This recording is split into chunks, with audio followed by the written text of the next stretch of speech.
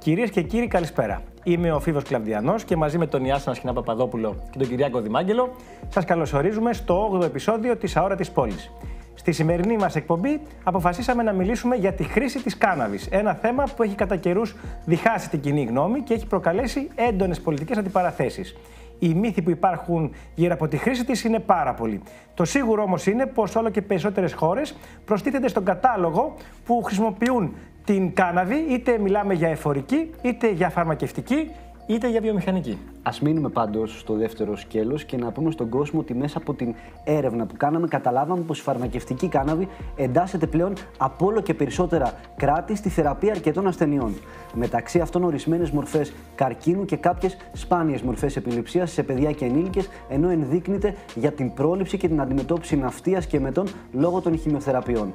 Παράλληλα, σύμφωνα με επιστημονικές μελέτες, συμβάλλει στην αντιμετώπιση του χρόνιου νευροπαθητικού πόνου και στην ανακούφιση ασθενών σε τελικά στάδια του καρκίνου. Οι μύθοι, ωστόσο, γύρω από τη φαρμακευτική κάναβη δεν λένε να σταματήσουν. Πόσες φορές έχουμε ακούσει ότι δεν υπάρχουν επιστημονικά τεκμήρια για τη θεραπεία και τα ωφέλη της, ή ότι η φαρμακευτική κάναβη σε τελική ανάλυση είναι ένα επικίνδυνο φάρμακο, για την ακρίβεια μια επικίνδυνη ουσία, ή ότι ακόμη προκαλεί μέχρι και εθισμό έως και θάνατο, λένε κάποιοι. Στην Ελλάδα, βέβαια. Δεν γνωρίζουν, βέβαια. Ισχύει αυτό που λες. Στην Ελλάδα, βέβαια, πια, έστω και με μεγάλη καθυστέρηση, η φαρμακευτική κάναβη δεν είναι πλέον παράνομη. Η χρήση τους νομιμοποιήθηκε το 2017, ενώ από το Μάρτιο του 2018 επιτρέπεται και η καλλιέργεια, επεξεργασία, εμπορία και εξαγωγή της. Είναι όμως τα πράγματα όσο ιδανικά ακούγονται, ή όσοι ασχολούνται με την κάναβη, φαρμακευτική ή βιομηχανική, αντιμετωπίζουν καθημερινά προβλήματα που τους πηγαίνουν πολλά βήματα πίσω? Απόψε, λοιπόν, θα πάρουμε τα πράγματα από την αρχή. Θα επιχειρήσουμε να καταλάβουμε γιατί αυτό το φυτό έχει δαιμονοποιηθεί τόσο πολύ. Να δούμε τι είναι η φαρμακευτική και τι η βιομηχανική κάναβη, ενώ θα συζητήσουμε για το αν οι συνθήκες για την νομιμοποίησή της έχουν οριμάσει. Λοιπόν, από την πλευρά μας, ελπίζουμε στο τέλος της σημερινής εκπομπής, τόσο εσείς αλλά και εμείς, να έχουμε αφήσει πίσω μας αρκετούς από τους μύθους που συνοδεύουν τη χρήση της κάναβης.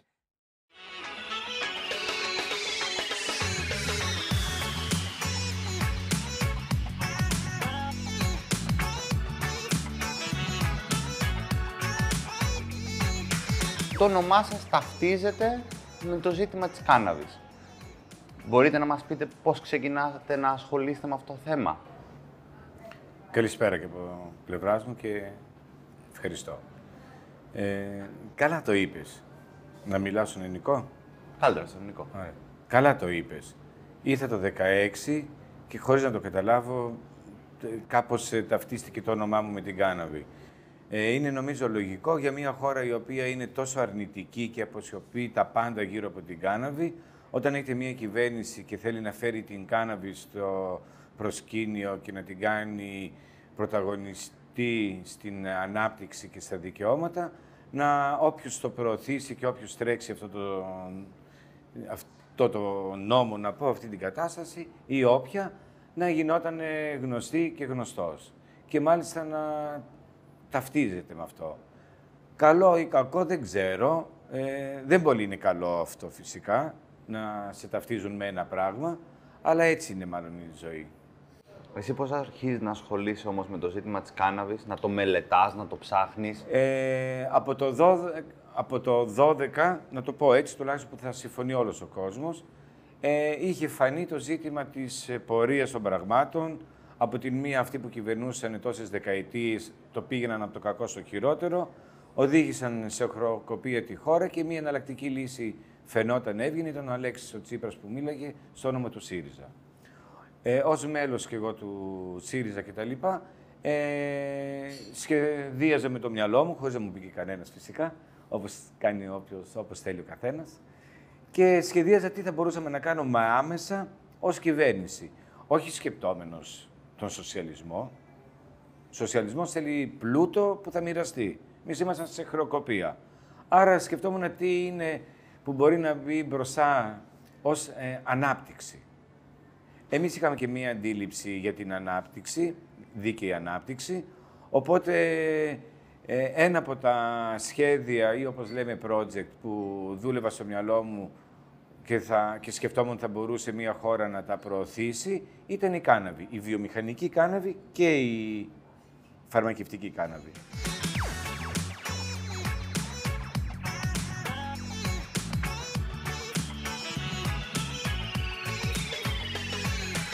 Άρα λοιπόν η σκέψη για την κάναβη, για την ενασχόληση με την κάναβη, εκείνη από οικονομικούς λόγους, για οικονομικούς λόγους. Ναι. Ως ένα κομμάτι επένδυση, μιας μεγάλης επένδυσης που μπορεί να έρθει στην Ελλάδα, να φέρει θέσεις εργασίας κτλ. Το κομμάτι το κοινωνικό σας είχε απασχολήσει στην αρχή.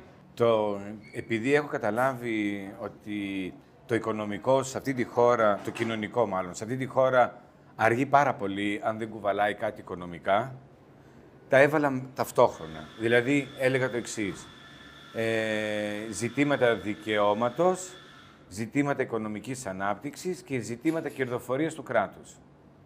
Οικονομικής ανάπτυξης εννοούσα προς ιδιώτες.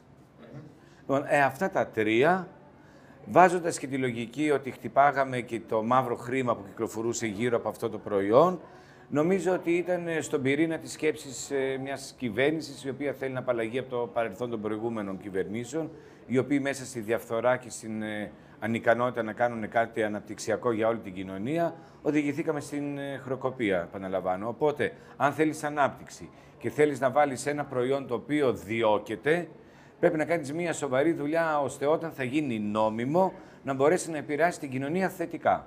Λέτε το project ή σας το λέει ο Πρωθυπουργός? Είναι ένα κοινό πράγμα. Ένα κοινό πράγμα και μετά φαντάζομαι ότι εμπλέκονται συνέχεια πολλοί ακόμα υπουργοί. Εντός του ΣΥΡΙΖΑ συναντάτε δυσκολίες στο ζήτημα της φαρμακευτικής κάναβης, αντιρρήσεις? Επειδή αυτό ήταν αντίληψη και λογική του Πρωθυπουργού μας, του Αλέξη Τσίπρα, όταν πήγαμε να το κάνουμε κοινό για τους υπόλοιπους, είναι λογικό να αντιμετωπίσουμε την πραγματική κοινωνία της χώρας μας. Του τύπου, τι πας να κάνεις, δεν υπάρχει προηγούμενο, δεν θα προχωρήσει. Ήταν το ένα επιχείρημα. Το άλλο ήταν των φοβερά ανίδεων, να το πω με αρνητική σημασία, που λέγανε ότι σιγά το project, σιγά το κοινωνικό όφελος, σιγά το φάρμακο είναι μια απάτη. Άρα είχατε αντιδράσεις και εντός του ΣΥΡΙΖΑ για το project, μιλώντας από κοινωνική σκοπιά, πιάνοντας το θέμα από κοινωνική σκοπιά, αλλά και από τη Νέα Δημοκρατία. Γιατί είχατε γίνει δέκτης σφοδρής κριτικής για το ζήτημα της κάναβης τα προηγούμενα χρόνια. Αρνήσεις και διαφωνίες, που να το αντιλαμβανόμουν έτσι και να μην μπορούσα να προχωρήσω, είχα μόνο από την ουδού για την ουδού. Δηλαδή, όταν ξεκίνησα να δουλεύω το σχέδιο για την κάναβη, έδωσα ένα σχέδιο, όχι του νόμου, ένα σχέδιο προοπτικής και τι σημαίνει και τι συμβαίνει και τι περίπου θέλουμε να κάνουμε. Αλλά πήρα αρνητική απάντηση.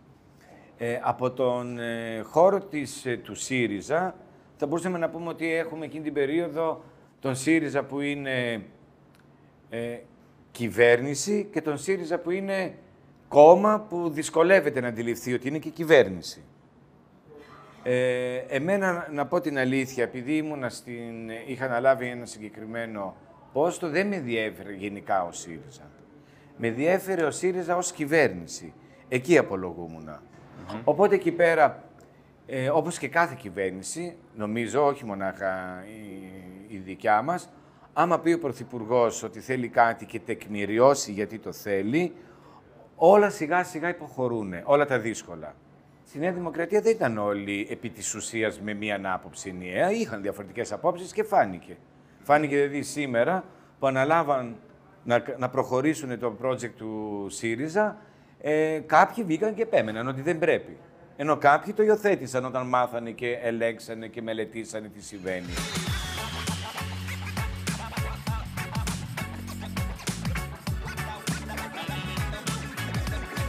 Όταν ξεκινάς, παίρνεις την έγκριση του Πρωθυπουργού και σου λέει ότι «ΟΚ, μπορείς να ξεκινήσεις να τρέχεις το project».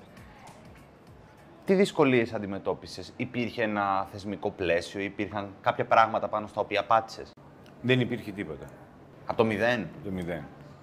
Η κάναβη, η φαρμακευτική δεν υπήρχε ούτε αναφορά, δεν υπήρχε νομικό πλαίσιο, ήταν όλα άρνηση. Εγώ το πρώτο πράγμα που έκανα ήταν να πιέσω δεν πρέπει να λέω πιέζω, γιατί τώρα είμαστε πλέον κυβέρνηση ΣΥΡΙΖΑ και δεν είναι πίεση. Να τεκμηριώσω ότι πρέπει να φύγει από Α κατηγορία, να το αναγνωρίσουμε ως φάρμακο βασικά.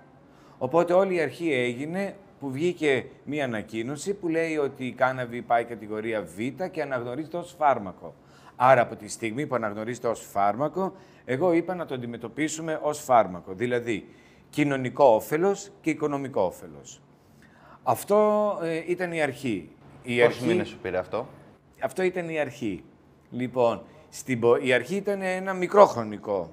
Δεν ήταν κάτι η αρχή ένας χρόνος.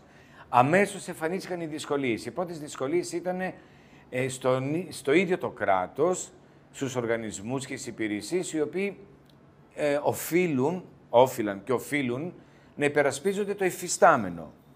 Το υφιστάμενο είχε ένα κενό σε αυτό. Οπότε είχαν λογικά άγνοια ή κακή άποψη. Οπότε οι πρώτες δυσκολίες είναι στο να μπορέσουμε να μιλήσουμε για να ξεδιπλωθεί η ανάγκη και από εκεί να ξεδιπλωθεί και οι γνώσεις των υπαλλήλων, γιατί θέλω να ξέρετε ότι νόμο δεν κάνει. Εμείς τουλάχιστον τους νόμους τους κάναμε στα Υπουργεία. Δεν δώσαμε σε καμιά εταιρεία να μας κάνουν νόμο. Δεν ξέρω αν δίνουν αυτοί, αλλά λέω. Οπότε, όταν αναλαμβάνει ένα Υπουργείο να κάνει ένα νόμο, πάει να πει θα πάει στις υπηρεσίες, θα μιλήσει με όλες τις υπηρεσίες που πιστεύει ότι θα περάσει ο νόμος από εκεί, θα πρέπει να πάρει τη γνώμη τους, τη γνώση τους, τις διατάξεις, τα άρθρα, την ανάλυση, για να γίνει κάτι το οποίο θα πατήσει μετά στην ελληνική πραγματικότητα.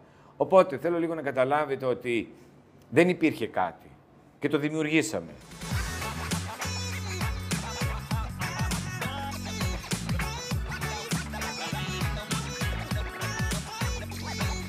Η κάναβη είναι ακόμα ταμπού. Ακόμα? Γιατί, ναι, είναι ταμπού. Για ποιο λόγο? Λοιπόν, για ποιο λόγο? Γιατί ήταν τόσο πολύ συκοφαντημένοι, που η συκοφαντία δεν φεύγει από τη μία μέρα στην άλλη. Δεν είναι ένα ντουζάκι που έφυγε η σκόνη. Είναι κάτι σαν πίσα, θέλει τρίψιμο πολύ. Ας πούμε, πριν τη φαρμακευτική, προχωρήσαμε στην ρύθμιση της βιομηχανικής κάναβης. Η βιομηχανική κάναβη υπήρχε ως νόμος από την προηγούμενη κυβέρνηση. Αλλά δεν υπήρχε οικία, δεν υπήρχε εφαρμοστικός νόμος. Δεν προχώρησε. Κάναμε την οικία, ήρθα εγώ, ανέλαβα το κομμάτι όλο αυτό και άρχισε να προχωράει η βιομηχανική. Δηλαδή, να καλλιεργούν κάποιοι άνθρωποι, να μεταποιούν και επίσης ανοίξανε μαγαζιά που φέραν προϊόντα της κάναβης από όλο τον κόσμο. Πάντως, ακόμα και σήμερα αντιμετωπίζουν πολύ μεγάλα προβλήματα και τα μαγαζιά και η παραγωγή. Ναι, κοιτάξτε να δείτε. Εμείς επειδή αναλάβαμε από την αρχή τη φαρμακευτική κάναβη, την κάναμε, θα πω, ανταγωνιστική και βιώσιμη. Και όχι αντιφατική απέναντι σε αυτό που ή θα την καλλιεργεί για να την κάνει φάρμακο ή σε αυτό που θέλει να την πάρει. Στην βιομηχανική κάναβη, την οποία η Νέα Δημοκρατία είναι ακόμα εχθρική, θέλω λίγο να το καταλάβουμε, επειδή ήταν συνεχώς αρνητική και επειδή έπρεπε να κάνει ένα νόμο που όφιλε προς την Ευρωπαϊκή Ένωση με εντολές, έκανε ένα νόμο δυσλειτουργικό. Εμείς κάναμε κάποιες τροπολογίες, κάναμε μία οικία για να λειτουργήσει και μετά μία σειρά από τροπολογίες. Και το 18 με 19 κάναμε έναν από τους πιο ανταγωνιστικούς νόμους στην Ευρώπη για τη βιομηχανική κάναβη. Ήρθε ο Βορίδης και πήγε το νόμο πριν την κυβέρνηση ΣΥΡΙΖΑ, με αποτέλεσμα να καταστραφεί ξανά αυτή η οικονομική άνθηση που είχε αρχίσει.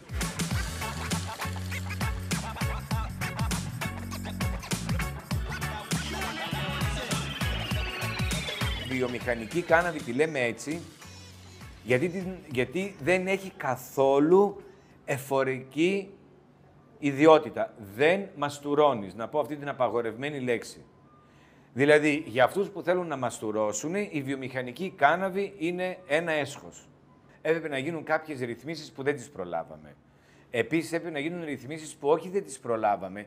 Δεν είχαμε κατανόηση ότι ένα αστυνομικό τμήμα από μία περιφέρεια θα πάρει μια εντολή από έναν ρουφιάνο, ανίδεο ή έναν απλό άνθρωπο που είδε κάτι και το φοβήθηκε και δεν ήξερε και τρέχανε και τους μαζεύανε τους ανθρώπους. Είναι πάρα πολύ γνωστό το ότι είχαν κάνει μια καταστροφική επίθεση στην καρδίτσα σε κάποιους καλλιεργητές, μεταποιητές. Τους κατέστρεψαν οικονομικά, κοινωνικά, τους διασύρανε, λέγανε ότι ήταν συμμορίτες.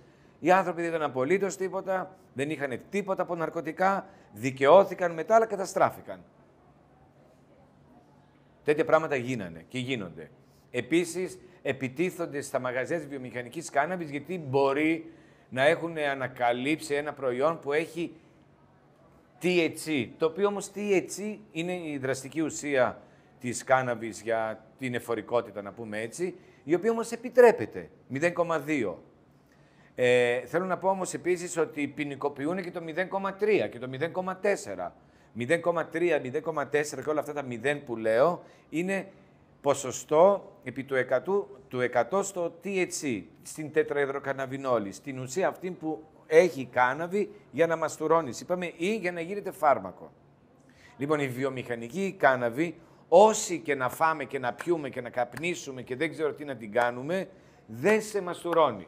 Όλα αυτά όμως γίνονται γιατί δεν έχουμε ΚΑΔ, δηλαδή δεν έχουμε τους κωδικούς για τα καταστήματα αυτά, δεν έχει απαντηθεί τι θα κάνει μια πάρα πολύ καλή ουσία της κάναβης που είναι το CBD, τα καναβιδοειδή, τα οποία είναι πάρα πολύ καλά και ωφέλιμα στον οργανισμό μας, δεν έχουν ίχνος εφορικότητας, δεν μαστουρώνεις, επιμένω, αλλά είναι πάρα πολύ καλά για την υγεία μας, όχι ακριβώς σαν φάρμακο, αλλά πώς λέμε ότι είναι πολύ καλό ο βασιλικός πολτός, δεν το λέμε. Εσείς δηλαδή όλες αυτές τις αδικίες...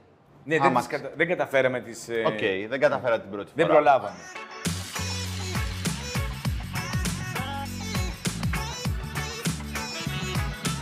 Εμείς ήδη με κυβέρνηση Νουδού, Νέα Δημοκρατίας, και με τους σημερινούς υπουργούς και τον σημερινό πρωθυπουργό, όχι με κάτι φανταστικό, κάτι άλλο πιο δημοκρατικό ή κάτι πιο ωραίο για μένα, σαν ΣΥΡΙΖΑ, επειδή θέλησε το προκρίναμε εμείς, το δουλέψαμε, θέλησε επειδή στην πορεία το αναγνωρίζουν και οι ίδιοι, είπαμε ότι θα συμβάλλουμε για να καλυτερέψει ο νόμος. Ήδη ο κύριος Άδωνης την εφορική κάναβη ανέλαβε να την προχωρήσει και την προχώρησε πάρα πολύ.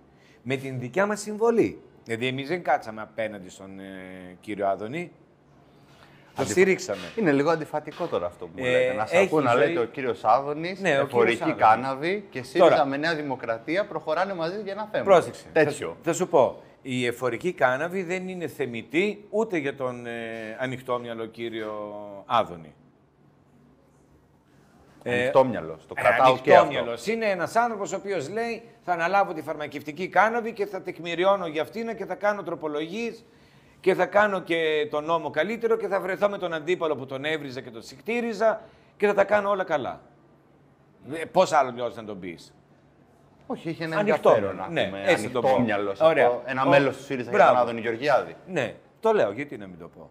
Αυτός τώρα ο υπουργός σαφώς και δεν είναι με την εφορική κάναβη.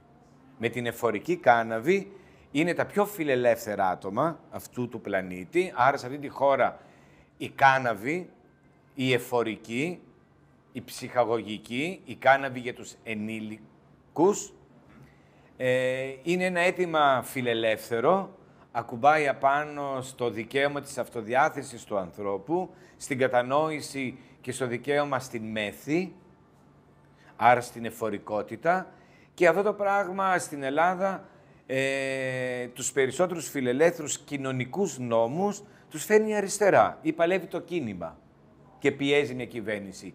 Κοινωνική, φιλελεύθερη Νέα Δημοκρατία δεν έχουμε. Δεν μπορεί να πεθαίνει ο κόσμος και εσύ να λες κάτι άλλο. Λοιπόν, πέθανε ο κόσμος, υπέφερε ο κόσμος, υπέφερε η οικονομία. Εμείς φέραμε δύο νόμους, έναν η φαρμακευτική κάναβη και ένα η βιομηχανική, στην οποία δικαίωνε το κοινωνικό αίτημα και ανέπτυσε οικονομικά τη χώρα.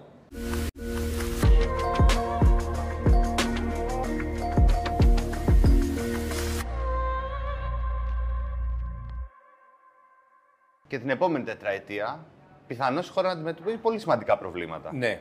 μπορεί πάλι να κάνουμε την ίδια κουβέντα. Την επόμενη τετραετία, που έτσι όπως το πάει... Καταλαβαίνεις τι εννοώ. Ναι, αυτό ακριβώς. Την επόμενη τετραετία, γιατί έτσι όπως τα πάει αυτή η τετραετία, βλέπουμε ότι ανοίγει πάλι η ψαλίδα. Ωραία. Μία ομάδα πιστή, αγαπημένη του επιτελικού κράτους, τρώει, πίνει, χωρίς αναθέσεις, κατευθείαν αναθέσεις, χωρίς διαγωνισμούς, άρα δημιουργεί ένα πρόβλημα και στην ίδια την αστική τάξη. Έτσι δεν τις βάζει ίσους όρους. Ίσους όρους έβαλε ο ΣΥΡΙΖΑ με τη δίκαιη ανάπτυξη στον αναπτυξιακό.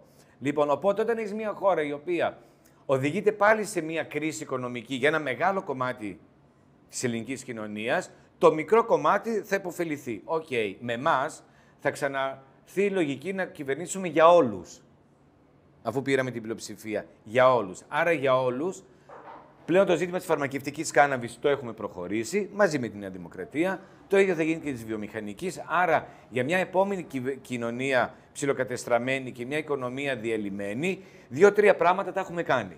Ωραία. Άρα μπορούμε να προχωρήσουμε αυτά που δεν είχαμε κάνει. Η εφορική κάναβη, θέλω να ξέρετε ότι όπου έχει προχωρήσει, και έχει προχωρήσει στην Ουρουγουάη, στην Αμερική, στον Καναδά και στην Ολλανδία προχωράει, στην Ελβετία, με φοβερό άνοιγμα στην Πορτογαλία, στην Ισπανία. Άρα αλλάζει πλέον το σκηνικό.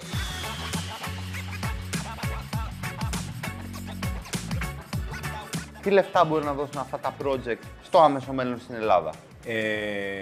Θέσεις εργασίας, έχεις μια εικόνα? Θα πω ότι υπάρχει μια έκθεση της Γενικής Γραμματείας Βιομηχανίας, η οποία μάλιστα παρουσιάστηκε το 19 το Σεπτέμβρη, τις μέρες της ΔΕΘ, που έλεγε ότι στην Ελλάδα η έναρξη μονάχα, μόνο η έναρξη, όχι να προχωρήσουν, η έναρξη είναι κάπου στα 2 δισεκατομμύρια και κάτι.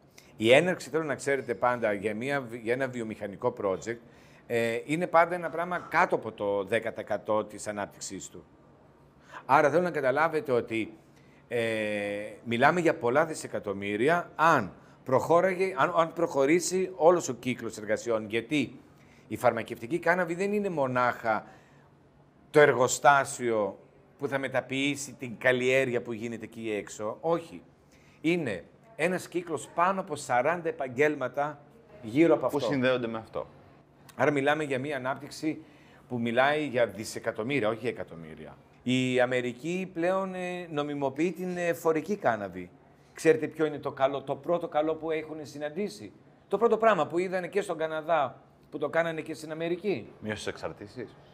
Μειώθηκαν οι εξαρτήσεις, μειώθηκαν τα σκληρά ναρκωτικά, σκληρά εννοούμε την ηρωίνη, μειώθηκε το αλκοόλ, μειώθηκε η παραβατικότητα και αυξήθηκαν τα λεφτά.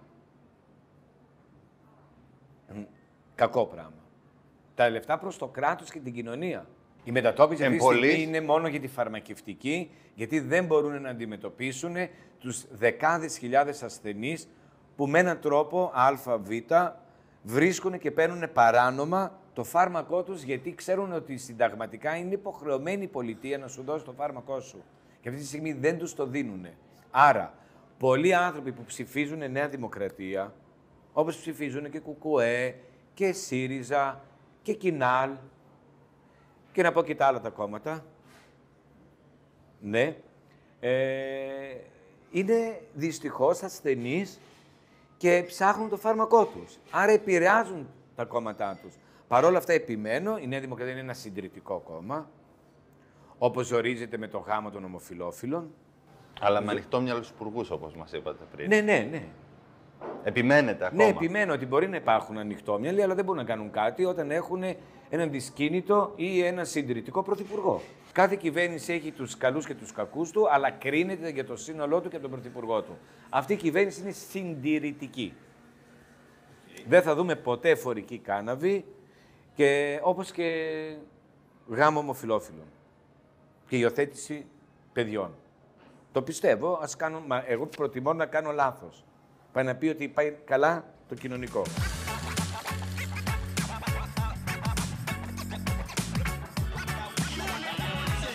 Σήμερα ο Νίκος Καρανίκας πώς νιώθει που βλέπει αυτούς που τον λιγορούσανε να αποδέχονται το έργο του? Εντάξει, και να το χειροκροτούν? Προσωπική ερώτηση. Εντάξει, χαίρομαι λίγο. Αλλά γιατί λέω χαίρομαι λίγο, δεν το είχα και άχτη. Δεν το είχα και αμάν τι θα γίνει. Θέλω να καταλάβεις ότι όταν έχεις έναν... Εμείς είχαμε την τύχη να έχουμε πρωθυπουργό τον Τσίπρα. Ο Τσίπρας είναι αυτόφωτος. Το έχει. Άρα, συνεργάζεται με ανθρώπους και μπορεί να κρίνει. Αν ο άνθρωπος που συνεργάζεται με τον Τσίπρα έχει καταλάβει αυτό το πράγμα, προχωράει. Δεν τον αγγίζουν οι επιθέσεις. Είμαι σίγουρος ότι συμβαίνει με όλους τους ανθρώπους. Έτσι. Εμένα δεν με άγγιξαν οι αντίπαλοι μου. Εμένα με αγγίζουν αν μου μιλήσουν οι δικοί μου άνθρωποι άσχημα.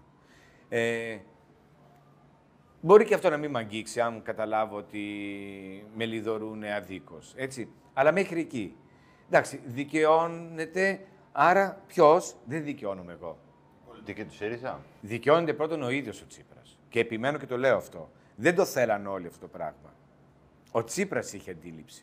Ο Τσίπρας είχε πρόταση. Δεν το είχαν όλοι. Μην δηλαδή και με αυτό το πράγμα όλοι είναι ίδιοι. Δεν είναι όλοι ίδιοι. Είμαστε όλοι μοναδικοί. Επιμένετε να μου λέτε ότι δεν το θέλαν όλοι, αλλά άμα σας ρωτήσω θα επιμείνετε να μου απαντήσετε ποιοι δεν το θέλανε. Εντάξει, λέω δεν το θέλαν όλοι. Νομίζω ότι τα άλλα είναι κουτσομπολιά. Και μερικές φορές και εγώ είναι ζήτημα πολιτικής ουσίας. Είναι μεταξύ μας ζήτημα πολιτικής. Δηλαδή, τι εννοώ. Είναι θέμα της συλλογικότητας να γνωρίζει που γνωρίζει και εκεί να κρίνει και να πει αν θα δώσει μια συνέχεια ή θα διορθώσει, θα πάυσει, θα κάνει οτιδήποτε. Εντάξει, νομίζω ότι είναι ζήτημα και των πολιτών. Είναι ζήτημα και των πολιτών να ναι, γνωρίζουν. Είναι και ζήτημα των πολιτών. Επίσης, νομίζω ότι οι πολίτες καταλαβαίνουν. Αν πάλι οι πολίτες δεν καταλαβαίνουν, δεν θεωρώ το να κατανομάσουμε ποιος υπουργός δεν ήθελε σοβαρή δουλειά. Σας ευχαριστώ πολύ. Εγώ ευχαριστώ. Επιστρέψαμε στο στούντιο και πάμε να δούμε αμέσως τι μας είπε ο Γιώργης Οικονομόπουλος, γιατρός και σύμβουλος θεραπευτικής κάναβης, σε μια συνέντευξη ιδιαίτερα αιρετικού περιεχομένου, την οποία μας παραχώρησε με τον Ιάσονα. Κύριε Οικονομόπουλε, ευχαριστούμε πολύ που μιλάτε στην Αόρατη Πόλη σήμερα. Είστε γιατρός και σύμβουλος φαρμακευτικής κάναβης. Θεραπευτικής κάναβης. Ναι. Τα τελευταία 6 χρόνια. Ναι. Πείτε μας 2 λόγια, τι σημαίνει αυτό, ποια είναι η ιδιότητά σας. Θα αρχίσω με την εντυπωσιακή πραγματικότητα ότι καταναλώνουμε κάναβη πριν γεννηθούμε. Αυτό συμβαίνει γιατί στην προσπάθεια να ανακαλύψουμε τις θεραπευτικές δράσεις της κάναβης, ανακαλύψαμε το ενδοκαναβινοειδές σύστημα. Ένα σύστημα που υπάρχει σε όλα τα ζωντανά όντα, είναι απαραίτητο για το μεταβολισμό και την κυταρική ανάπτυξη. Έχει αρχίσει εμφανιστεί πριν 700 εκατομμύρια χρόνια, αρχίζοντας από τα μύδια και τα σαλιγκάρια. Υπάρχει σε όλους τους ζωντανούς οργανισμούς. Στον άνθρωπο φτιάχνεται από την εμβρυϊκή ηλικία και είναι, γι' αυτό λέω καταναλώνουμε κάναβη πριν γεννηθούμε, και είναι υπεύθυνο για την διατήρηση και αποκατάσταση, αν διαταραχθεί, της ομοιόστασης, δηλαδή της ισορροπίας του οργανισμού. Ζάχαρο τόσο, χολυστερίνη τόσο, ατηριακή πίεση τόσο, πόνιο όχι, σπασμί όχι, άγχος όχι, η φυσιολογική κατάσταση της ισορροπίας. Όταν διαταραχθεί από κάποια ασθένεια αυτή η κατάσταση, αρχίζουμε να πονάμε, να ανεβαίνει η αρτηριακή πίεση ή οποιαδήποτε άλλη διαταραχή, μπαίνουν τα ενδοκαναβινοειδή μέσα στους υποδοχείς, τα κλειδιά στις κλειδαριές, να το πω αλλιώς, και δουλεύει το εργοστάσιο που αποκαθιστά την ομοιόσταση. Ρίχνει το ζάχαρο, ρίχνει την πίεση, σταματάει τους πόνους, όλες τις διαταραχές της ισορροπίας τις αποκαθιστά. Όταν δουλεύει το ενδοκαναβινοειδές σύστημα φυσιολογικά, παράγονται δηλαδή ενδοκαναβινοειδή κανονικά, τότε υπάρχει ισορροπία. Όταν δεν δουλεύουν τα ενδοκαναβινοειδή, δηλαδή υπάρχουν λίγα ενδοκαναβινοειδή, δεν δουλεύουν οι υποδοχείς, οι κλειδαριές, τότε εμφανίζονται διαταραχές. Η πιο εντυπωσιακή φάση ανάπτυξης του ενδοκαναβινοειδικού συστήματος είναι η βρεφική ηλικία. Γι' αυτό και έχουμε θαύματα θεραπευτικά με την κάναβη στη βρεφική ηλικία. Μπορεί να δείξετε κάποιες φωτογραφίες, θα σας βάλω. Καρκίνη εξαφανίζεται σε 8 μήνες. Στα βρέφη. Αναπτύσσεται το ενδοκαναβινοειδές μέχρι τη μετεφηβική ηλικία. Εκεί σταθεροποιείται και ανάλογα με τον τρόπο ζωής που έχουμε, αν έχουμε ασκήσεις σωματικές, άθληση δηλαδή, αν έχουμε και φυσιολογική διατροφή κλπ., προχωράει, λειτουργεί κανονικά. Ιδάλλως διαταράσσεται και οι διαταραχές. Βέβαια, υπάρχουν κάποιοι που ισχυρίζονται ότι η κάναβη δεν επιτελεί το ρόλο που μας παρουσιάζεται και πολλοί υπερασπίζονται. Είναι ένα ταμπού στην ελληνική κοινωνία και στην ίδια την επιστημονική κοινότητα. Ισχύει αυτό? Ισχύει το ότι στα 6.000 χρόνια χρήσης της θεραπευτικής και της ψυχαγωγικής κάναβης δεν έχει υπάρξει ένας θάνατος.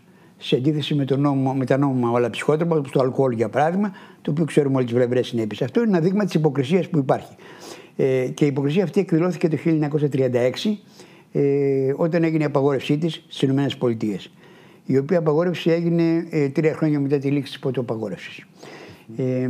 Και όλες οι έρευνες όμως που έγιναν μετά τη δεκαετία του 70-80, που ανακαλύφθηκε το ενδοκαναβινοειδές σύστημα, κατέληξαν ότι δεν προξενεί βλάβες, δεν οδηγεί σε εγκληματικότητα, δεν εμφανίζει καμία από τις διαταραχές τις οποίες η μαύρη προπαγάνδα παρουσίαζε. Γι' αυτό και σήμερα η μέκα της απαγόρευσης, οι ΗΠΑ, έχουν γίνει μέκα της νομιμότητας. Είναι 50 πολιτείες έχουν νόμιμη τη θεραπευτική κάναβη, τη φαρμακευτική κάναβη, και 20 πολιτείες κάνουν και την ψυχαγωγική κάναβη. Ο Καναδάς τα έχει όλα, στην Ευρώπη συνταγογραφείται, και στο Ισραήλ, που είναι η χώρα στην οποία ανακαλύφθηκε το δραστικό συστατικό της κάναβης, το THC, έχουμε 30.000 ασθενείς που παίρνουν νόμιμα κάναβη για τον καρκίνο ειδικά. Ως γιατρός, νευρολόγος, αν δεν κάνω λάθος, δεν είναι? Ναι. Μπορείτε να μας περιγράψετε τη βασική επίδραση της κάναβης στο κεντρικό νευρικό σύστημα? Ναι. Η επίδραση της κάναβης δεν είναι στο κεντρικό νευρικό σύστημα, είναι και στο κεντρικό νευρικό σύστημα. Στο κεντρικό νευρικό σύστημα είναι η ψυχαγωγική επίδραση της κάναβης. Αλλά μιλώντας για η ψυχαγωγική, είναι μια ξεχωριστή λειτουργία. Η θεραπευτική δράση, δηλαδή η μίμηση και η ενίσχυση του ενδοκαναβινοειδού συστήματος, είναι αυτή που κάνει τους τυφλούς, το λέω έτσι επιγραμματικά, κάνει τους τυφλούς να βλέπουν, τους παράλυτους να περπατάνε και τους καρκίνους να αυτοκτονούν. Γλαύκωμα, σκλήρης κατά πλάκας και καρκίνη. Πότε ξεκίνησαν οι έρευνες για όλα αυτά? Το 2000 περίπου. Άρα μιλάμε για έναν τελείως καινούργιο τομέα της. Και γι' αυτό και οι γιατροί είναι ενημέρωτοι, ούτε υπάρχει κάποια ειδικότητα στην ιατρική σχολή ή κάποιο μάθημα για την κάναβη γενικά. Υπάρχει γενικά η κάναβη είναι ναρκωτικό, τα γνωστά. Τα οποία τώρα όμως φυσικά έχει αναιρεθεί η όλη ιστορία, και ιδιαίτερα και από τους ογκολόγους και από τους αναισθησιολόγους, από τους γιατρούς πόνου δηλαδή, που βλέπουν την εντυπωσιακή επίδραση. Είναι ισχυρότερη από τη μορφήνη από πλευράς αποτελεσματικότητας στον πόνο. Η κάναβη δεν έχει ένα συστατικό. Έχει πολλά συστατικά, 150 περίπου διαφορετικά καναβινοειδή. Αυτά στην πράξη χρησιμοποιούμε 2 από αυτά.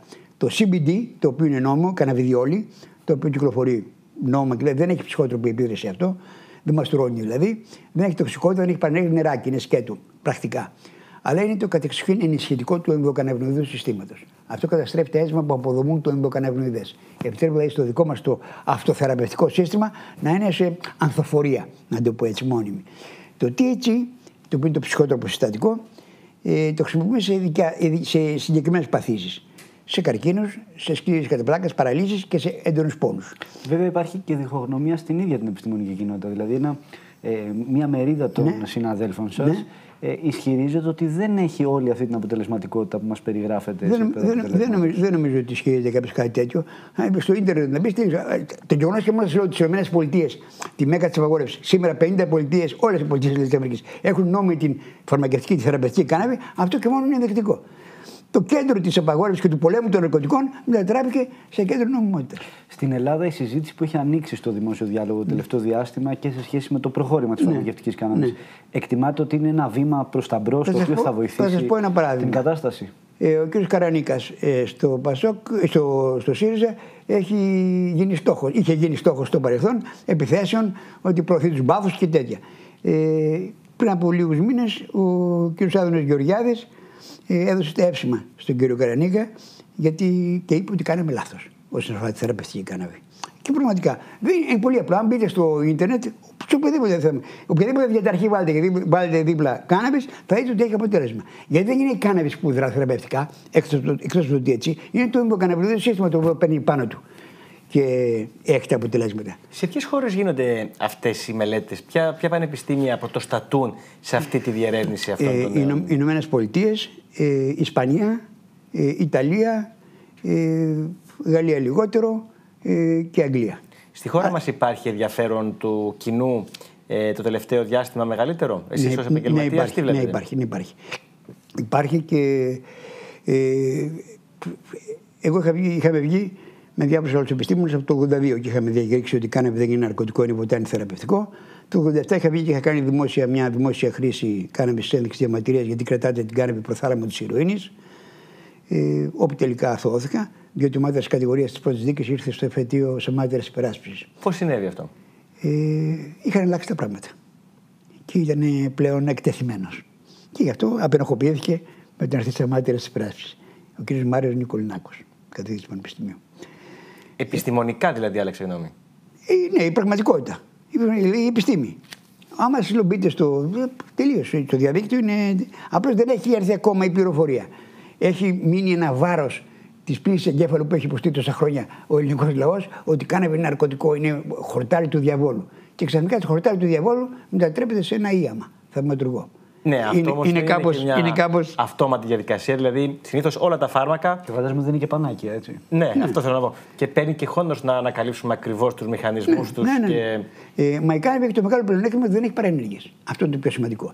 Η μόνη παρενέργεια που θεωρείται παρενέργεια είναι το THC, το ψυχότροπο συστατικό, είναι ψυχοδηλωτικό. Ό,τι έχει στην ψυχούλα του το βγάζει παρά έξω.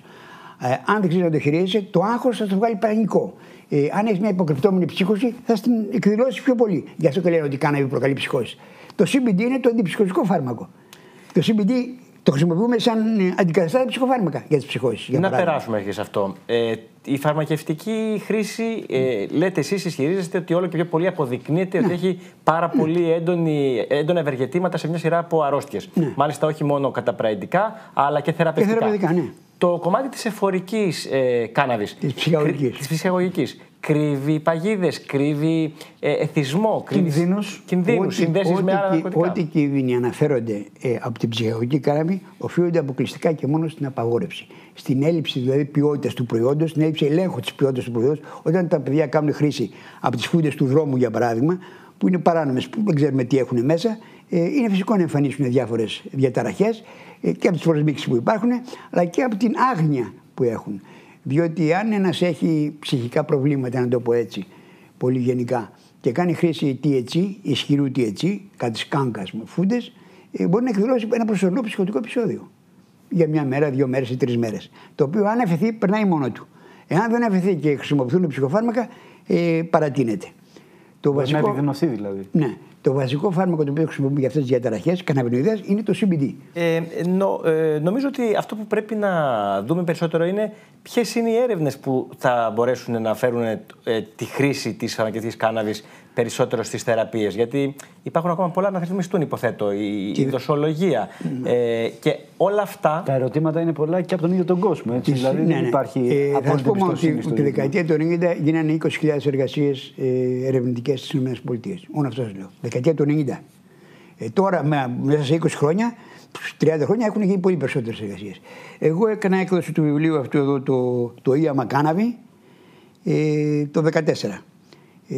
Και είναι εντυπωσιακό. Δηλαδή, οι έρευνες που είχαν γίνει μέχρι τότε. Από τότε μέχρι τώρα, γι' αυτό και τότε ήταν 20 πολιτείες της Αμερικής που είχαν νόμιμη την θεραπευτική κάναβη, τώρα είναι 50. Θεωρείτε ότι στην Ελλάδα υπάρχουν θεσμικό πλαίσιο? Έχει γίνει νόμιμη από το 2017. Αλλά δεν χρησιμοποιείται. Αλλά βγήκε το ΚΕΘΑ και είπε ότι όσοι πάρουν THC θα γίνουν πρεζάκια, πάση περιπτώσει. Και γι' αυτό, για λόγους σκοπιμότητας πολιτικής, πάγωσε. Ο ΣΥΡΙΖΑ την πάγωσε το THC και κυκλοφόρησε μόνο το CBD.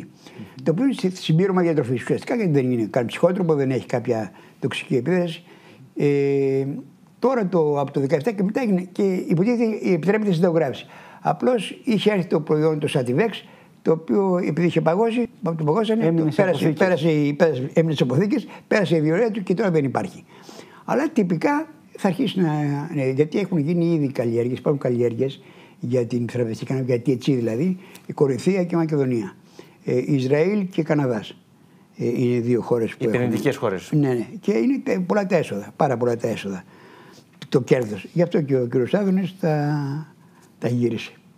Άρα, από ό,τι καταλαβαίνω, είμαστε σε μια περίοδο όπου επί της ουσίας και στο δημόσιο διάλογο έχει ανοίξει αυτή η συζήτηση περαιτέρω και φυσικά μπαίνουμε και στην πρακτική εφαρμογή της χρήσης της φαρμακευτικής κάναβης. Ιστορικά λέω ότι από το 1993 βγήκαμε 90 γιατροί και δηλώσαμε ότι η κάναβη δεν είναι ναρκωτικό, είναι ποτέ θεραπευτικό. Ζητήσαμε την αποποινικοποίηση της χρήσης και τη θεραπευτική της χρησιμότητα. Αλλά ήταν το 1993. Ήταν λίγο ακόμα μακριά. Έχουν περάσει πολλά χρόνια. Έχουν περάσει πολλά χρόνια. Το 1982 είχαμε βγει, πρώτη φορά που βγήκαμε. Το 1987 έκανα τη δημόσια χρήση. Το 1993 βγήκαμε 90 γιατροί. Το 1999 φτιάχτηκε πολιτική κίνηση, ριζοσπαστική αντιαπαγορευτική κίνηση ΡΑΚ για να προωθήσει την νομιμότητα της κάναβης.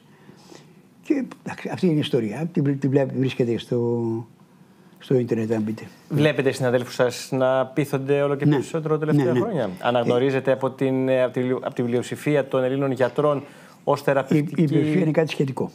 Η πλειοψηφία εξαρτάται, η γνώμη των γιατρών εξαρτάται από το πόσο είναι πληροφορημένοι. Όταν δεν είναι πληροφορημένοι και αντίθετα γίνει μια πλήση εγκέφαλο ότι είναι ναρκωτικό, πρεζάκια και τα σχετικά.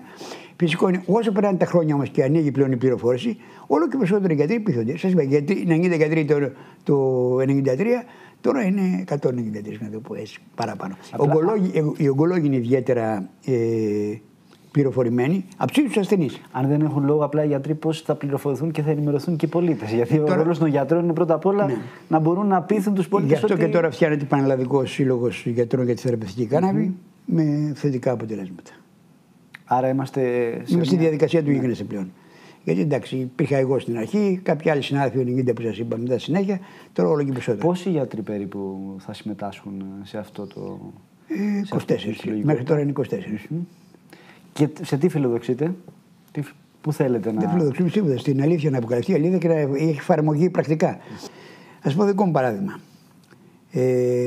Το 2014 είχα τελειώσει το βιβλίο που έγραφα. Μετά από 13 ώρες την ημέρα γράψιμο, δεν πήγα τη γυναίκα μου διακοπές, ήμουν τρελαμένη κατάσταση. Ξεκουραζόμουν, μου φέρνει ένας φίλος ένα λάδι να δοκιμάσω. Το δοκιμάζω, πολύ καλό ήταν. Την άλλη μέρα ξυπνάω το πρωί, χέρι πόδι παράλυτος, Παναγία μου, λέω εγκεφαλικό. Ύστερα από 1,5 λεπτό κατάφερα και μίλησα. Λέω στο γιο μου, αντέχουν νοσοκομείο. Με πάει νοσοκομείο, τρελαθήκαν οι γιατροί που είναι ζωντανός, μου κάναν αντιπληκτικές ενέσεις κλπ. Εντάξει, την έβγαλα. Την πρώτη μέρα που ήμουν στο νοσοκομείο, είχα πάρει και κάτι εργασίες μαζί μου, ατέλειες που τις είχα για να διαβάσω.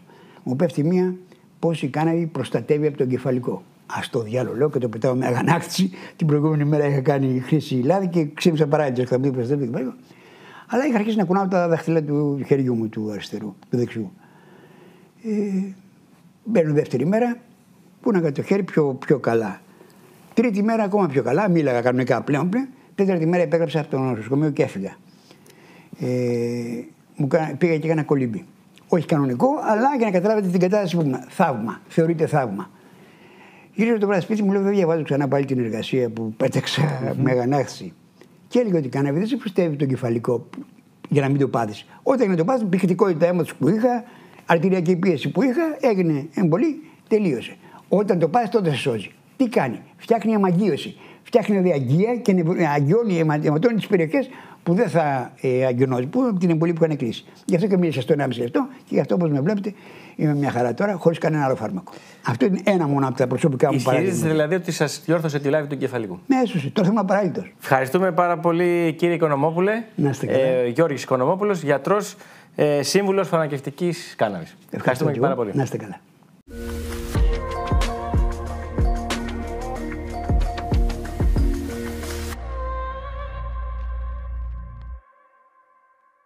Έχουμε τη χαρά να φιλοξενούμε σήμερα κοντά μας τον Κωνσταντίνο Σύρο, ο οποίος είναι παραγωγός βιομηχανικής κάναβης, και τον Βασίλη Φάτση, ο οποίος είναι ιδιοκτήτης καταστήματος βιομηχανικής κάναβης. Γεια σας. Καλησπέρα, σας ευχαριστούμε πολύ που είστε κοντά μας. Εμείς ευχαριστούμε την πρόσκληση. Να ξεκινήσουμε από τον Κωνσταντίνο. Καλλιεργείς και μεταποιείς βιομηχανική κάναβη. Να εξηγήσουμε λίγο στον κόσμο τι είναι η βιομηχανική κάναβη. Είναι μια basic ερώτηση. Η βιομηχανική κάναβη είναι το ίδιο φυτό με την φαρμακευτική κάναβη. Η διαφορά τους είναι ότι η βιομηχανική κάναβη δεν έχει ψυχότροπη δράση, εντός των νόμιμων ορίων το 0,2 THC. Υπάρχουν εγκεκριμένες ποικιλίες εντός ευρωπαϊκού καταλόγου, στις οποίες ο κάθε παραγωγός επιλέγει για να καλλιεργήσει αναλόγως το προϊόν που θέλει να παράξει. Τι δυσκολίες αντιμετωπίζεις στην παραγωγή? Οι δυσκολίες είναι αμέτρητες. Υπάρχει έλεγχος από το Υπουργείο Γεωργίας σε όλα τα στάδια, στη σπορά, κατά τη διάρκεια της καλλιέργειας και πριν κόψεις. Γίνεται έλεγχος από το Μπενάκιο ή από το Ολγό Δήμητρα. Αν η καλλιέργεια πληρεί τους όρους και προϋποθέσεις εντός των νόμιμων ορίων 0,2 THC, και άμα υπέρβει αυτό το όριο, έρχονται και στο καταστρέφουν από πέρυσι αυτό. Βασίλη, υπάρχει θεσμικό πλαίσιο για τα μαγαζιά, για την παραγωγή κλπ?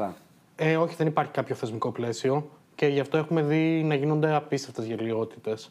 Έχουμε δει να κατάσχουν και να κάνουν συλλήψεις σε μαγαζιά για μπισκότα με αλεύρι από βιομηχανική κάναβη. Έχουμε δει. Του διαβόλου πράγματα δηλαδή. Ξεκάθαρα. Δηλαδή, μόνο η Λουκά έλειπε έξω από τα καταστήματα, αλλά καταφέρανε οι αστυνομικοί να κάνουν τη Λουκά. Δεν είχαν κανένα πρόβλημα σε αυτό το ρόλο. Ήταν αρκετά εύκολο. Έχουμε δει τρελές συλλήψεις, να κλείνουν καταστήματα, και καλά να κλείνουν το κατάστημα, αλλά να κατηγορούν τον ιδιοκτήτη του καταστήματος ως έμπορο ναρκωτικών. Και με ό,τι αυτό συνεπάγεται, εισαγγελέας, ανακριτής. Πολλές φορές έχουμε δει φωτογραφίες συναδέλφων μας στην τηλεόραση με τέτοιες κατηγορίες. Και είναι μια διαδικασία που απλά σε καταστρέφει. Ενώ είναι καθόλου ανόμιμη έτσι, βιομηχανική κάναβη. Μιλάμε για νόμιμη βιομηχανική κάναβη, η οποία τηρεί όλες τις προδιαγραφές που θέτει ο νομοθέτης. Να το πάρουμε λίγο από την αρχή. Φυσικά. Αυτό που παράγεται, αυτό που πουλάτε στα καταστήματά σας, τι είναι, ποια είναι τα προϊόντα φαρμακευτικής κάναβης? Δεν είναι φαρμακευτικής, είναι βιομηχανικής. Ανθός, έλαια, καλλυντικά, τρόφιμα, ρούχα, καύσιμα, σπίτια, μονώσεις, 1002 πράγματα. Τα πάντα όλα. Από την κάναβη μπορείς να φτιάξεις τα πάντα. Ωραία. Στη δική σου παραγωγή, τι από όλα αυτά παράγεις? Ανθός είναι ταξιανθίες βιομηχανικής κάναβης ακατέργαστη. Δηλαδή σου δίνει το δικαίωμα ο νομοθέτης να πουλάς το προϊόν σου χωρίς να το επεξεργαστείς. Εκεί πέρα πάλι έχουμε μία ασάφεια πάλι, γιατί δεν είναι κατηγοριοποιημένο σαν αφέψιμα ή σαν βότανο και το πουλάμε σαν σουβενίρ. Τι γίνεται σε αυτή την περίπτωση? Αποποιείται τις ευθύνες το μαγαζί που το πουλάει ή ο παραγωγός και πουλιέται, υποτίθεται, για να το πάρει ο καταναλωτής για συλλεκτική χρήση. Ενώ στην πραγματικότητα το παίρνει για να το κάνει τσάι. Στην πραγματικότητα μπορεί και να το καπνίσει και να το ατμίσει και να το κάνει τσάι και να το φάει. Εφόσον είναι ελεγμένο και μπορεί να γίνει όλη αυτή η χρήση. Χωρίς να έχει ψυχοτρόπα ουσία. Χωρίς να υπάρχει ψυχότροπη δράση. Και εσύ αυτά τα προϊόντα επί της ουσίας τα παίρνεις ή κάποια από αυτά και τα εμπορεύεσαι στο μαγαζί σου. Φυσικά, και τα εμπορεύουμε νόμιμα. Ωραία. Και το πρόβλημα πού ξεκινάει? Πώς προκύπτει? Εκεί θα έπρεπε να έχουμε κάποιον από την Ελλάδα, από τα τζιμάνια της Ελλάδας, να κάνουμε ακριβώς αυτό το ερώτημα. Και όχι εμένα. Το πρόβλημα που ξεκινάει από την αμάθεια, από την εκδικητικότητα της ελληνικής αστυνομίας. Και όντως, δηλαδή, είναι μια ιστορία που πραγματικά κανείς δεν μπορεί να καταλάβει από πού έχει ξεκινήσει. Φαντάζομαι υπάρχει και έλλειψη γνώσης του υπάρχοντος θεσμικού πλαισίου, έτσι. Υπάρχει έλλειψη γνώσης, η οποία τα τελευταία χρόνια δεν μπορεί να το δικαιολογήσει ούτε αυτό. Γιατί μιλάμε για ένα θεσμικό πλαίσιο που φτάνει τώρα τα 5 χρόνια. Δηλαδή, δεν μπορεί ένας αστυνομικός να σου λέει ότι είχα έλλειψη γνώσης και ήρθα και έκανα ντου στο κατάστημά σου. Μάλιστα, το κορυφαίο είναι ότι δεν κάνουν απλά ντου στο κατάστημα. Έρχονται ως πελάτες και κάνουν συναλλαγή, ώστε να σε κατηγορήσει ως έμπορο ναρκωτικών. Αν δείτε δικογραφίες, οι οποίες υπάρχουν, δηλαδή αν γκουγκλάρετε θα βρείτε δεκάδες τέτοιες, έρχεται με προσημειωμένα χαρτονομίσματα, αγοράζει κάτι νόμιμο, παίρνει απόδειξη και σε συλλαμβάνει. Και σου λέει έπιασα έμπορο ναρκωτικών. Στην εφορία κανονικά για ταμιακή μηχανή. Αν είμαστε στην εφορία, είναι μια μεγάλη ιστορία η εφορία. Φυσικά και είμαστε στην εφορία και μας γδέρνει και αυτή κανονικά. Δηλαδή, ενώ έχει δώσει άδεια να λειτουργείτε ως κατάστημα και σας έχει δώσει ταμιακή μηχανή, έρχεται για να κάνει μια απλή συναλλαγή το όργανο και τελικά να σε κατηγορήσει ως προς αυτήν, με βάση μάλλον αυτήν, ότι έχεις κάνει μια παράνομη πράξη πώλησης ναρκωτικών. Η οποία σηκώνει ποινές έως ισόβια κάθριξη. Δηλαδή, μιλάμε για εμπορία ναρκωτικών. Όλες αυτές οι διώξεις καταπίπτουν μετά στα δικαστήρια? Προφανέστατα. Αλλά μέχρι να καταπίψει μια δίωξη στα δικαστήρια, περάνε χρόνια. Τα προϊόντα μας είναι κατασχεμένα. Το κατάστημα κλειστό. Το εμπόρευμα που έχεις αγοράσει. Το εμπόρευμα που έχεις αγοράσει. Δεκάδες χιλιάδες ευρώ. Η επιχείρηση που έχεις στήσει. Και από αυτήν σιτίζεσαι εσύ και η οικογένειά σου. Είναι όλα κατασχεμένα και περιμένουν την αθώωσή σου, την τελεσίδικη αθώωσή σου. Η οποία θα επέλθει φυσικά μετά από έναν τεράστιο μαραθώνιο αγώνα, όπου θα έχεις πληρώσει χιλιάδες ευρώ σε δικηγόρους, όπου μπορεί να βρεις υπεριστικούς όρους, όπου δεν έχεις δικαίωμα εργασίας και πηγαίνεις σε ένα δικαστήριο σε 2 χρόνια και λέει συγγνώμη, κάναμε λάθος. Άρα υπάρχει ένα ζήτημα ιδεολογικό από πίσω. Κάποιοι μηχανισμοί του κράτους δεν τους αρέσει η κάναβη εν γέννη ως μια πρώτη ύλη. Μα είναι τελείως ξεκάθαρο. Ειδικά με τελευταία κυβέρνηση, θυμάμαι τον Υπουργό που ουσιαστικά είναι οι καλλιέργειες κάτω από αυτόν, να λέει πριν 1,5 χρόνο για τις επενδύσεις του μπάφου. και τους χασικλείδες που κάνουν επένδυση. Δηλαδή, ο κύριος Βορίδης τα έλεγε. Φυσικά, υπάρχει ιδεολογικό το πρόβλημα. Όχι μόνο ιδεολογικό στην κυβέρνηση, είναι ιδεολογικό στην αστυνομία. Δηλαδή, εγώ θεωρώ ότι πλέον γίνεται τελείως εκδικητικά. Δεν υπάρχει πλέον ομανδία στο ότι δεν ήξερα τι συλλαμβάνω. Δηλαδή, πραγματικά δεν γίνεται. Υπάρχουν δεκάδες καταστήματα που πουλάνε νόμιμα τόσα προϊόντα.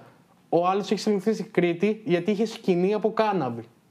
Κωνσταντίνε, να σε ρωτήσω κάτι. Ως προς το κομμάτι της παραγωγής, το οποίο το βιώνεις και είναι η καθημερινότητά σου, θεωρείς ότι το πλαίσιο, το θεσμικό, καλύπτει τις ανάγκες, είναι επαρκές για να μπορέσει να αναπτυχθεί αυτή η αγορά ουσιαστικά? Ουσιαστικά όχι. Αυτό είναι που ονομάζουν η γκρίζα ζώνη. Σου δίνουν μια άδεια να παράξεις ένα προϊόν. Ο ανθός στην ουσία το πουλάς, όπως σας είπα, σαν σουβενίρ, ενώ θα έπρεπε να το πουλάς σαν τσάι, σαν βότανο. Τα καλλιτικά πριν ένα χρόνο άλλαξε η νομοθεσία και μπορείς και δηλώνεις το έξτρακτ της κάναβης, το εκχύλισμα δηλαδή στα καλλιτικά, άρα είναι νόμιμα. Και από εκεί και πέρα τα έλαια και αυτά δηλώνονται αυτή τη στιγμή σαν στοματικά διαλύματα, για να μπορείς να πεις στον καταναλωτή ότι πρέπει να βάλεις μια σταγόνα κάτω από τη γλώσσα, ενώ στην ουσία είναι η συμπλήρωμα διατροφής ή ένα γαλλικό σκεύασμα ή οτιδήποτε. Έχεις και δεύτερη ιδιότητα, το αναφέραμε πριν. Σε σχέση με την κάναβη, η χρήση της ως προς τους ασθενείς, που βοηθάει? Η κάναβη βοηθάει σε πάρα πολλές παθήσεις. Έχει ψηφιστεί το νομοσχέδιο από το 2017. Ήταν ένας χρόνιος αγώνας που κάναμε από το 2014 μαζί με άλλους ασθενείς, ενημερώνοντας το Υπουργείο Δικαιοσύνης, το ΕΟΦ και το Υπουργείο Υγείας. Μας είπανε το 2015, καταθέτοντας το πρώτο υπόμνημα, που ζητάμε ότι ακριβώς συμβαίνει στον υπόλοιπο πλανήτη Γη, στην Αμερική, στην Ευρώπη και στις χώρες. Η κάναβη είναι φάρμακο για συγκεκριμένες παθήσεις. Δεν το ανακαλύψαμε εμείς εδώ σαν χώρα, σαν Ελλάδα. Υπάρχουν κλινικές μελέτες. Έχει νόημα πάντως να ενημερώσουμε, νομίζω, τον κόσμο όταν αναφέρεσαι σε ασθένειες. Σε ποιες ασθένειες συγκεκριμένα? Γιατί εμείς ήδη δεν γνωρίζουμε καν ποια είναι η κατάσταση και έχει νόημα ο κόσμος να ξέρει, γιατί υπάρχει ένας μύθος και μια κατάσταση συντηρητισμού που χρήζει απαντήσεων, νομίζω. Βέβαια. Είναι ο χρόνιος νευροπαθητικός πόνος, από τον οποίο πάσχω κι εγώ. Είναι η σκλήρηση κατά πλάκας, είναι επιληψία, είναι το Πάρκινσον, είναι αυτοάνοσα νοσήματα. Σίγουρα βοηθάει και στις χημοθεραπείες και στην όρεξη και στην αϊπνία που έχουν οι καρκινοπαθείς, αλλά υπάρχουν και πάρα πολλές μελέτες που δείχνουν ότι η κάναβη σε ορισμένες περιπτώσεις μορφές καρκίνου κάνει απόπτωση του καρκινικού κυτάρου και εκεί παίζονται και τα μεγάλα συμφέροντα. Άρα έχουμε καταπραϊντική δράση σε μια σειρά από προβλήματα, ιδίως τους πόνους, και αναζητούμε σιγά σιγά και αν έχει και θεραπευτική στην αιτία των προβλημάτων όπως ο καρκίνος. Σίγουρα βοηθάει στα συμπτώματα, αλλά υπάρχουν ορισμένες ασθένειες νευρολογικής ή του καρκίνου, το οποίο μπορεί να σε βοηθήσει να φτάσεις ακόμα και στην ίαση. Εσένα η άποψή σου? Εμένα η άποψή μου είναι μία, η οποία είναι και η λογική άποψη.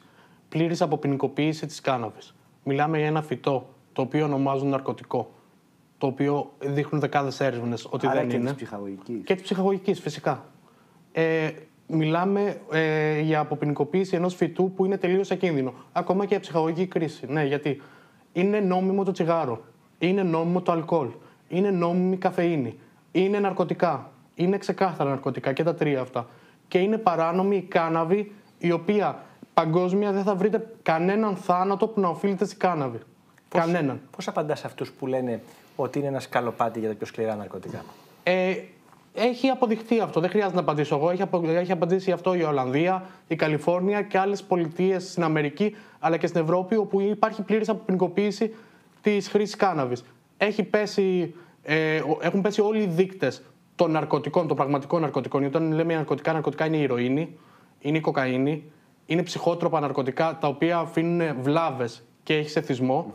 Έχουν πέσει όλοι αυτοί οι δείκτες. Οπότε γιατί να απαντήσω εγώ? Απαντάνε οι ίδιοι οι οποίοι έχουν αποποινικοποιήσει την κάναβη. Το ότι το βγάζει δηλαδή από την παράνομη πώληση ουσιαστικά απομακρύνει τον κόσμο από τα κυκλώματα των σκληρών ναρκωτικών. Εκτός από αυτό, αν κάποιος θέλει να δοκιμάσει ναρκωτικά, θα δοκιμάσει.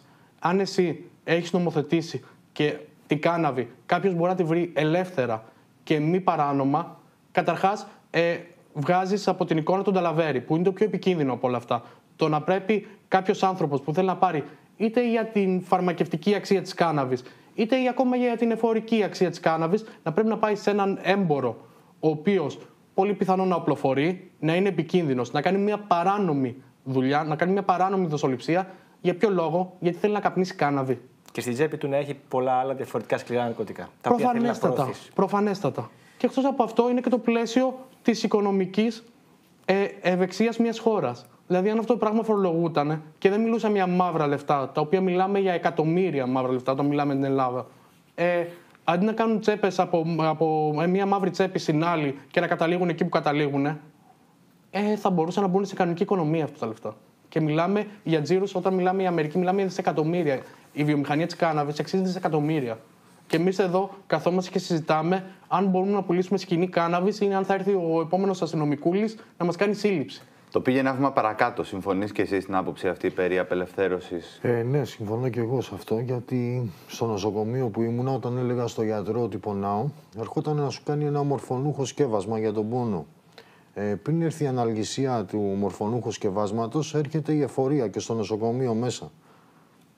Πρώτα έρχεται η εφορία όταν σου δίνουν το φάρμακο και μετά έρχεται η αναλγησία. Το ίδιο ακριβώς πράγμα συμβαίνει και με την κάναβη.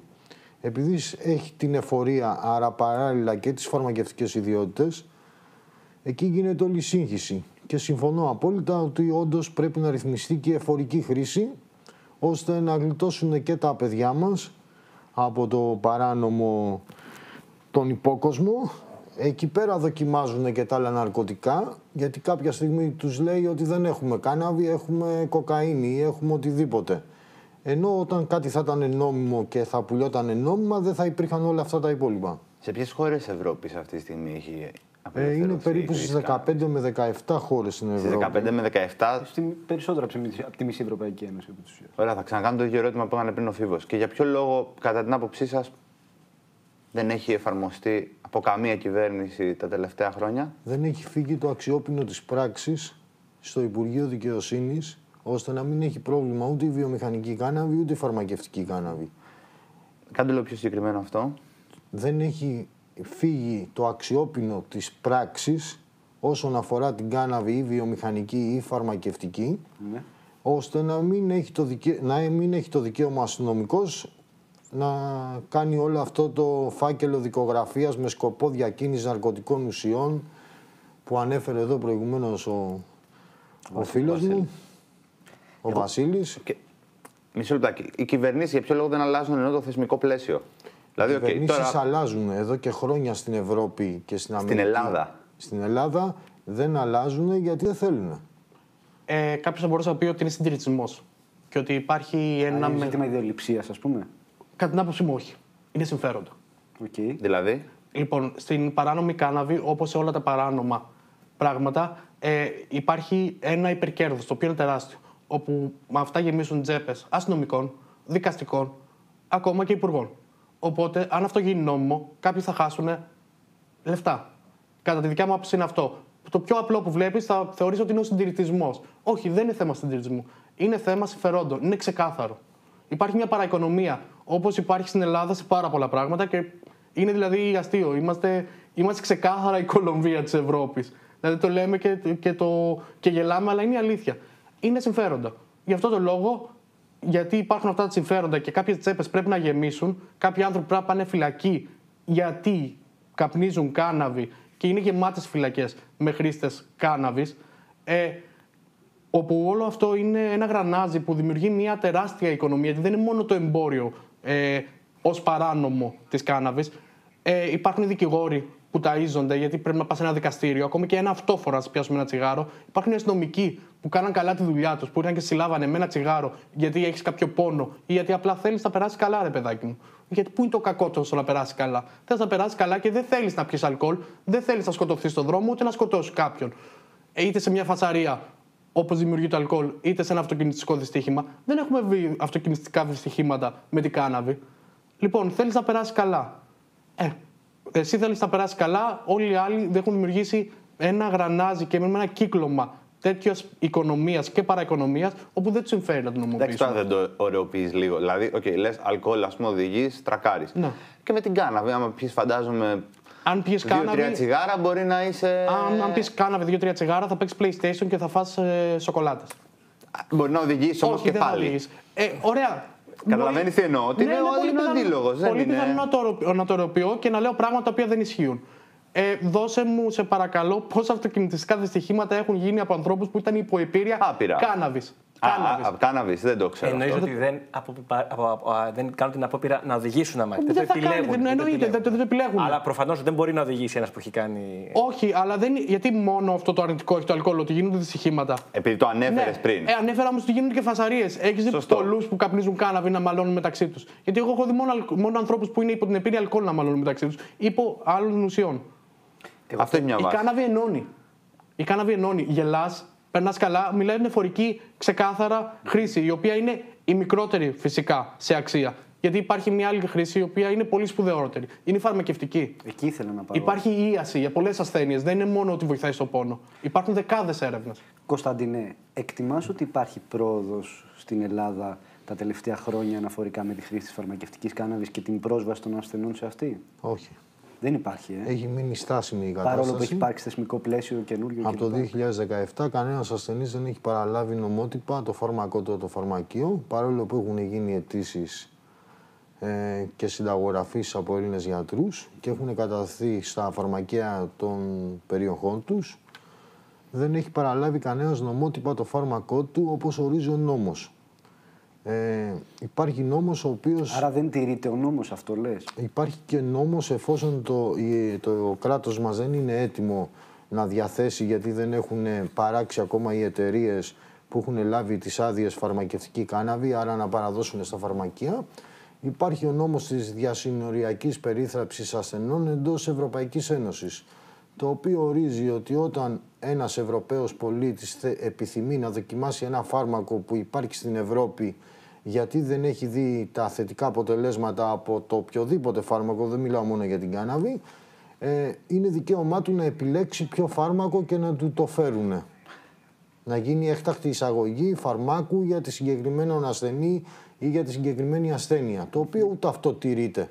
Δηλαδή πρέπει να γίνει μια τόσο σύνθετη διαδικασία και δεν είναι δυνατόν να πάει κάποιος στο φαρμακείο που έχει διαγνωσμένο πρόβλημα και να πει με βάση τη συνταγή του γιατρού και σε ένα νόμιμο πλαίσιο που έχει θεσπίσει το ελληνικό κράτος, θέλω αυτό το φάρμακο. Αυτό είναι αδύνατον, δεν έχει συμβεί ούτε μια φορά μέχρι τώρα στην Ελλάδα. Αυτό έχει συμβεί. Έχει συνταγογραφηθεί η κάναβη, έχει κατατεθεί η συνταγή στο φαρμακείο μέσω ΙΦΕΤ και ΟΦ για να γίνει η έκτακτη εισαγωγή φαρμάκου και δεν ολοκληρώνεται. Και για έναν άνθρωπο ο οποίος έχει ανάγκη τέτοια φάρμακα, τι είναι αυτό που συμβαίνει στην πράξη αυτή τη στιγμή, τα τελευταία χρόνια, το 2017? Είναι όλοι στον υπόκοσμο και στην παρανομία. Οι περισσότεροι παραγγέλνουν μέσω Ισπανίας, Ολλανδίας κλπ. Άλλοι έχουν γνωστούς στην Αμερική και άλλοι καταφεύγουν στο παράνομο εμπόριο, το οποίο είναι ακατάλληλη για χρήση φαρμακευτική. Ταχυδρομικά δηλαδή είναι η λύση. Ναι, ταχύ. Και αν ανακαλυφθεί το χάνεις προφανώς, γιατί είναι παράνομο. Τραβάνε, το περνάνε αυτόφορη διαδικασία και πάει λέγοντας. Στην υγεία σου, επί της ουσίας. Όχι απλά το χάνεις. Υπάρχει και μια δικογραφία για εισαγωγή ναρκωτικών στην επικράτεια. Δηλαδή σε τρέχουν κιόλας. Δεν τη χάνεις. Μολονότι είναι για φαρμακευτική. Προφανέστατα. Με τα έγγραφά σου ότι είσαι ασθενής, ότι το έκανες γι' αυτό και γι' αυτό, σίγουρα θα δείξουν μια επίοικια. Άρα ένας ακόμα νόμος στην Ελλάδα που ψηφίζεται αλλά δεν εφαρμόζεται. Όχι, και έχει και ένα τρομερό παράδειγμα. Έκανε, αν δεν κάνω λάθος, ο Κωνσταντίνος μπορεί να ξέρει πολύ καλύτερα από μένα, έγινε εισαγωγή επί ΣΥΡΙΖΑ, δηλαδή πριν 2,5 χρόνια, σκευασμάτων κάναβης, τα Σάντιτεξ, αν θυμάμαι καλά, τα οποία τα σκευάσματα αυτά ήρθανε, ο νόμος υπάρχει. Μπορείς να πας στο φαρμακείο με την συνταγή του γιατρού σου και να ζητήσεις το σκεύασμα, και τα σκευάσματα είναι εδώ και 2,5 χρόνια. Ένα τελευταίο εξάμηνο τώρα είναι λιγμένα ήδη. Δηλαδή έχουν λήξει εδώ και 6 μήνες. Μέσα στις αποθήκες παρατηθήκανε, λήξανε. Έχουν λήξει εδώ και 6 μήνες και δεν έχει πάρει κανένας ασθενής στο φάρμακό του. Δηλαδή, τι θέλετε, γιατί δεν διατέθηκαν αυτά τα φάρμακα? Γιατί δηλαδή, το κάθε μπουκαλάκι στοιχίζει γύρω στα 500 ευρώ. Είναι για 20 μέρες θεραπεία, για τη σκλήρηση κατά πλάκας και για το χρόνιο νευροπαθητικό πόνο. Okay. Και δεν καλυπτόταν από το ταμείο. Και εκεί μπαίνει το θέμα που θα βρουν οι ασθενείς τα χρήματα να πληρώσουν το πανάκριβο φάρμακο, την κάναβη. Και από το να τα δώσουν δηλαδή τσάμπα, ας πούμε, τα αφήσαν να σαπίζουν στα. Έτσι γίνεται και με τη βιομηχανική. Τα οποία αγοράσαν έτσι. Τα οποία δηλαδή εμείς πληρώσαμε. Το Savitex που ήρθε το πλήρωσε εσύ, εγώ. Προφανώς. Τα αγόρασε το ελληνικό κράτος. Το πλήρωσε. Και σαπίζουν τώρα, έχουν λήξει από εδώ και 6 μήνες. Έχουν λήξει εδώ και 6 μήνες. Και όχι, δεν είναι ο λόγος ότι. Γιατί πόσο μιλάμε, παιδιά? 500 ευρώ δώσανε. Εντάξει, υπάρχουν λεφτά, σιγά. Είπες το λεφτά υπάρχουν. Ναι, φυσικά, γιατί το λένε άλλοι, δεν το πούμε εμείς. Λεφτά υπάρχουν. Είπες πριν ότι και με τη βιομηχανική αντιμετωπίζετε. Εμένα πέρυσι μου δώσανε άδεια βάση νόμου να μπορώ να καλλιεργήσω 3 ποικιλίες αμερικάνικες, πάλι βιομηχανικής κάναβης, όπως όριζε ο νόμος. Μου εκδώσανε την άδεια και μόλις ήρθανε τα σποράκια στο τελωνείο από την Αμερική με όλα τα απαραίτητα έγγραφα, μου τους κατασχέσανε γιατί ο τελωνιακός έβλεπε τα σπόρια της βιομηχανικής κάναβης νόμιμα με άδεια και τιμολόγιο ναρκωτικές ουσίες. Μισό λεπτάκι, ρε παιδιά. Δηλαδή ο τελωνιακός δηλαδή έχει το δικαίωμα να αποφασίσει αν εσύ ένα προϊόν το οποίο έχεις πληρώσει, έχεις φέρει από την Αμερική, αν θα μπορεί να το παρακρατήσει ή όχι. Ναι, έχασα και τα λεφτά μου. Γιατί τάξη μεγέθους μιλάμε? 2.000 ευρώ. Okay. Μου τα πήγανε στα ζήτητα. Επέμβηκε το Υπουργείο το τοπικό στο Βέλο Κορινθίας και το Υπουργείο Γεωργίας και Ανάπτυξης εδώ στην Αθήνα με τηλέφωνα προς το τελωνείο ότι είναι νόμιμη η άδεια και είναι νόμιμη η σπόρη κτλ. Και όμως το τελωνείο δεν έχει ενημέρωση ότι τα σπόρια της κάναβης πρέπει να μπουν στη χώρα και να καλλιεργηθούν και πήγανε στα ζήτητα. Ούτε καν τα επιστρέψανε στον προμηθευτή τους. Έχετε επικοινωνία με αντίστοιχους ανθρώπους της παραγωγής και της οικονομίας και των πωλήσεων στο εξωτερικό να δούνε πώς ρυθμίζουν αυτά τα μέτρα, αυτά τα θέματα, τα προβλήματα? Ναι, βασικά στις περισσότερες ευρωπαϊκές χώρες υπάρχει το 0,3 THC.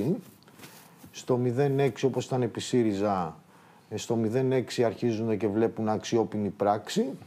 Και υπάρχει και η Ελβετία που είναι στο 1% γιατί εκεί πρέπει να πάει με τη βιομηχανική κάναβη γιατί μετά το 1% αρχίζει η εφορική επίδραση. Στην Ελλάδα που είναι τώρα? Στο 0,2. Άμα πάει 0,21, 0,2,1 στο καταστρέφουν. Είμαι σε κλίβανο ή με όργωμα. Και εκεί έρχεται το ερώτημα γιατί μου το κάνανε εμένα πέρυσι στις 3 ποικιλίες. Αυτό μου βγαίνει. Σε μια ποικιλία αντί να βγει 0,20 βγήκε 0,29. Okay. Δεν είναι ινδική κάναβη φαρμακευτική, είναι βιομηχανική. Ήρθανε και το οργώσανε. Ναι. Αυτό το προϊόν που ήταν νόμιμα καλλιεργημένο δεν μπορούσε να το κατάσχει το κράτος αφού δεν μου δίνει εμένα το δικαίωμα να το πουλήσω γιατί ανέβει το όριο και να το δώσουν στους ασθενείς που το έχουν ανάγκη δωρεάν. Βασίλη, μία τελευταία ερώτηση. Επιγραμματικά, ποιες θεωρείς ότι είναι οι βασικές ανάγκες που πρέπει να καλυφθούν και ποιες πρέπει να είναι οι άμεσες θεσμικές αλλαγές που πρέπει να υπάρξουν για να ευνοηθεί η αγορά στην οποία δραστηριοποιείσαι? Αρχικά πρέπει να υπάρχει νομοθετικό πλαίσιο, αλλά πραγματικό νομοθετικό πλαίσιο. Όχι ένα νομοθετικό πλαίσιο γεμάτο κενά, όπως υπάρχει αυτή τη στιγμή. Και το πιο βασικό δεν είναι το νομοθετικό πλαίσιο, γιατί είναι η αρχή. Πρέπει κάποιος να τραβήξει αυτιά και να πει ότι παιδιά υπάρχει νομοθετικό πλαίσιο και ισχύει. Όχι ο κάθε αστυνομικός τελωνιακός, γιατί δεν ξέρω το πρόβλημα με τον τελωνιακό. Εδώ κάνει ο κάθε αστυνομικός που είναι 6 μήνες στην αστυνομία, έρχεται και κλείνει μαγαζιά. Να μην μπορεί ο καθένας να κάνει ό,τι του γουστάρει. Δηλαδή, εγώ ξέρω καλλιεργητές και ο Κωνσταντίνος θα ξέρει σίγουρα ιστορίες, οι οποίες είναι απίστευτες. Πηγαίνουν αστυνομικοί και ξυλώναν καλλιέργειες 2 και 3 εκατομμυρίων ευρώ, οι οποίες ήταν κανονικές με άδεια. Και λέγανε πιάσαμε τη μεγαλύτερη φυτεία ναρκωτικών στην Ευρώπη. Και ξεφτιλιζόντουσαν μετά στα δικαστήρια. Ξεφτιλιζόντουσαν αυτοί, αλλά εσύ, εγώ και ο Κωνσταντίνος πληρώναμε τον παραγωγό που είχε χάσει 3 και 4 εκατομμύρια ευρώ. Για να κάνει το κομμάτι του. Μάλιστα. Το μαγαζί εσύ που το έχεις, μια τελευταία ερώτηση, μην κλείσουμε αυτή. Το μαγαζί εσύ το έχεις στο κέντρο? Είμαι στο κέντρο, είμαι στη Κυψέλη 40, Σκαρφή. Περνάνε ευτυχώς στην Αθήνα. Οι αστυνομικοί έχουν σταματήσει να θέλουν να ξεφτιλίζουν τόσο πολύ και δύσκολα θα μπει ένας αστυνομικός να προσπαθήσει να με συλλάβει στο κατάστημα. Μπαίνω εγώ στο κατάστημά σου και παίρνω ένα προϊόν. Υπάρχει κίνδυνος εγώ να βγω με το προϊόν και να με πιάσουνε? Στην Αθήνα η αλήθεια είναι ελάχιστος. Στην επαρχία πιθανότατα θα βρισκόσουν φυλακή. Άρα να συνεχίσω να παραμείνω στην Αθήνα. Σταματάνε για έλεγχο τυπικό το βράδυ και όντως δεν ξέρουν τι να κάνουν γιατί. Είναι κάναβη ή δεν είναι κάναβη? Κάναβη είναι και τα δύο. Είναι ψυχότροπο ή δεν είναι ψυχότροπο?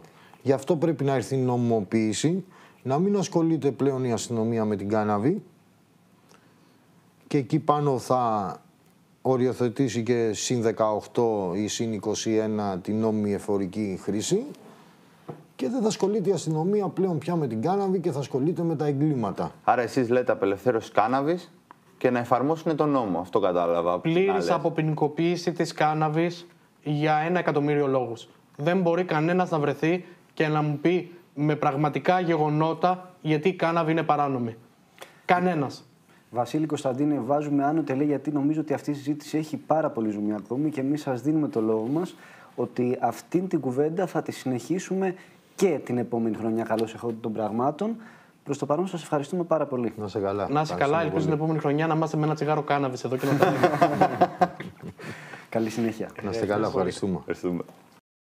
Τώρα έχουμε μαζί μας την Ζακλίν Πόιτρας, μέλος του Συλλόγου Μαμάκα, Μαμάδες για την Κάναβη, και την Ελένη Παπαδοπούλου, Γενική Διευθύντρια της Pharma Essenza Cannabis. Σας ευχαριστούμε πολύ και τις δύο για τη συμμετοχή σας. Να ξεκινήσουμε με την πλέον απλή ερώτηση. Τι είναι ο Σύλλογος Μαμάκα? Ο Σύλλογος Μαμάκα είναι σύλλογος ασθενών. Είναι για τους ασθενείς που θέλουν να χρησιμοποιήσουν κάναβη για να αντιμετωπίσουν την πάθηση που έχουν. Και λέγεται Μαμάκα διότι είναι σύνθεση των λέξεων μαμάδες και κάναβη ως φόρος τιμής στις γυναίκες με τις οποίες ξεκίνησα όλη αυτή την αναζήτηση το 2014, διότι η πληροφορία αυτή μας ήρθε μέσω του διαδικτύου για ένα κοριτσάκι που είχε φαρμακοαντευτική επιληψία. Οπότε, πολλές από τις φίλες μου που έχουν παιδιά με προβλήματα, αναπτυξιακά διάφορα, είτε επιληψία, είτε αυτισμό ή εγκεφαλική παράλυση, πέσαμε πάνω σε αυτή την πληροφορία και αρχίσαμε το ψάξιμο για το πώς μπορούμε να έχουμε κι εμείς πρόσβαση στην κάναβη για τα παιδιά μας. Και πότε ξεκινάτε? Άτυπα το 2014, έγκριση, δηλαδή είναι επίσημος ο Σύλλογος από το 2018. Κυρία Παπαδοπούλου, σε ποιες χώρες επιτρέπεται η εισαγωγή και η παραγωγή φαρμακευτικής κάναβης? Σε αρκετές χώρες της Ευρώπης, καλά στις ΗΠΑ το γνωρίζουμε, στη Γαλλία, στην Πορτογαλία, στη Γερμανία, στην Ιαπωνία, Ιταλία. Η Ευρωπαϊκή Ένωση είχε δώσει την διρεκτίβα όσον αφορά την καλλιέργεια πολλά χρόνια πριν. Εμείς καθυστερήσαμε πάρα πολύ να την εφαρμόσουμε. Αλλά ωστόσο είμαστε χαρούμενοι που επιτέλους έγινε και στην Ελλάδα. Το θεσμικό πλαίσιο πλέον είναι ευνοϊκό για τη διαδικασία αυτή? Ναι, τώρα με την διόρθωση του νόμου που έγινε τον προηγούμενο μήνα για όσον αφορά το τελικό προϊόν, νομίζω ότι ξεκινάμε πολύ καλά. Εξηγήστε το μας λίγο παραπάνω αυτό. Λοιπόν, πριν 3 χρόνια πήραμε την άδεια για την καλλιέργεια φαρμακευτικής κάναβης. Ωστόσο, υπήρχε ένα σημείο όσον αφορά το τελικό προϊόν, δηλαδή το πώς θα εξάγουμε, σε τι μορφή θα εξάγουμε το τελικό προϊόν. Αν θα είναι bulk, αν θα είναι πόσα γραμμάρια. Καθυστέρησε ένας χρόνος περίπου για να τελειοποιηθεί ο νόμος, ωστόσο βγήκε και αυτή τη στιγμή μπορούμε να εξάγουμε σε σακουλάκια των 30 γραμμαρίων στο εξωτερικό, ανάλογα βέβαια με την θεραπεία του κάθε ασθενούς. Μπορούμε να το εξάγουμε κατευθείαν ως τελικό προϊόν στα φαρμακεία, αλλά ωστόσο μπορεί να γίνει εξαγωγή ως πρώτη ύλη σε φαρμακευτικές εταιρείες που θα κάνουν εκείνο το τελικό προϊόν. Η παραγωγή έχει ξεκινήσει ή τώρα θα ξεκινήσει που τελειοποιήθηκε ο νόμος? Τώρα που τελειοποιήθηκε ο νόμος. Οι επενδυτές δεν είναι εύκολοι. Οι επενδυτές θέλουν να είναι σίγουροι για τα εκατομμύρια τα πολλά που θα βάλουν. Δεν είναι διατεθειμένοι να ρισκάρουν. Ναι, όπως αντιλαμβάνεστε, για κάθε παραγωγή από τα πιο μικρά στρέμματα, δηλαδή για 2 στρέμματα, θέλουμε 5 εκατομμύρια επένδυση. Γιατί είναι έτσι η παραγωγή που χρειάζεται να έχουμε ένα εργοστάσιο φαρμακευτικές επεξεργασίες. Δεν είναι απλό ένα εργοστάσιο που θα κάνουμε ένα ξηρό ανθό. Όχι. Είναι καθετοποιημένες μονάδες που κάνουν την αγροτική παραγωγή. Κάνουμε τα θερμοκήπια και κάνουμε και το εργοστάσιο όπου θα έχουμε το τελικό προϊόν. Με αυστηρούς όρους φύλαξης επίσης. Πάρα πολύ αυστηρούς, περίφραξης, φύλαξης, αλλά και παραγωγής. Γιατί αν δεν έχουμε και τον τρόπο, το GMB που είναι πάρα πολύ σοβαρό για την καλλιέργεια της κάναβης, δεν μπορεί να φύγει προϊόν από την Ελλάδα. Είναι πολύ αυστηρός ο νόμος. Κυρία Πόητρα, σήμερα οι ασθενείς έχουν πρόσβαση στη φαρμακευτική κάναβη? Στο νόμο ή στην πράξη? Στην πράξη. Βασικά πείτε μας και για τον νόμο. Και για τα δύο. Ο νόμος αυτή τη στιγμή ορίζει 3 περιπτώσεις για τις οποίες μπορεί να γράψει ο γιατρός κάποιο σκεύασμα φαρμακευτικής κάναβης. Νομίζω ότι τις περιπτώσεις τις είχε αναφέρει και ο κύριος Σύρος πριν. Είναι για το χρόνιο πόνο, για τη σκλήνηση κατά πλάκας και για την καχυεξία στο καρκίνο. Ακόμα όμως και για αυτές τις περιπτώσεις που ο ΕΟΦ ορίζει μόνο αυτές αυτή τη στιγμή, δεν έχει εισαχθεί μέχρι τώρα κανένα σκεύασμα νόμιμα. Υπάρχει μεγάλο πρόβλημα με τον ΕΟΦ, επειδή ο ΕΟΦ είναι εθνικός οργανισμός φαρμάκων. Δίνει άδειες κυκλοφορίας για φάρμακα. Οπότε μια φαρμακευτική εταιρεία θα πρέπει να καταθέσει και να πάρει άδεια κυκλοφορίας και οι προδιαγραφές για την κυκλοφορία ενός φαρμάκου, καινούριου φαρμάκου, είναι πολύ αυστηρές.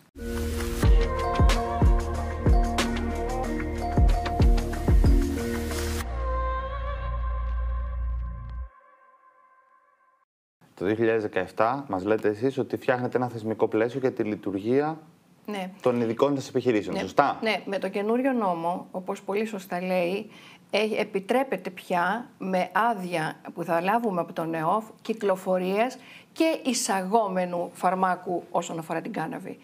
Αλλά αυτό, για να βγει η άδεια κυκλοφορίας, όπως λέει, χρειάζεται να πάρει την άδεια από τον ΕΟΦ και είναι μια διαδικασία την οποία θα πρέπει να κάνει και εμείς ακόμα μπορούμε, αλλά και οι φαρμακευτικές εταιρείες, αλλά θα χρειαστεί χρόνος. Πάντως για να το καταλάβουμε, συγγνώμη, από το 2017 ξεκινάτε, σωστά, πέφτουν οι υπογραφές. Ναι. Εσείς οι επιχειρήσεις σας ακόμα δεν έχουν αρχίσει να λειτουργούν, γιατί η επένδυση, όπως μας είπατε, δεν ήταν ασφαλής και περιμένατε να γίνουν κάποιες τροποποίησεις. Σωστά. Ναι.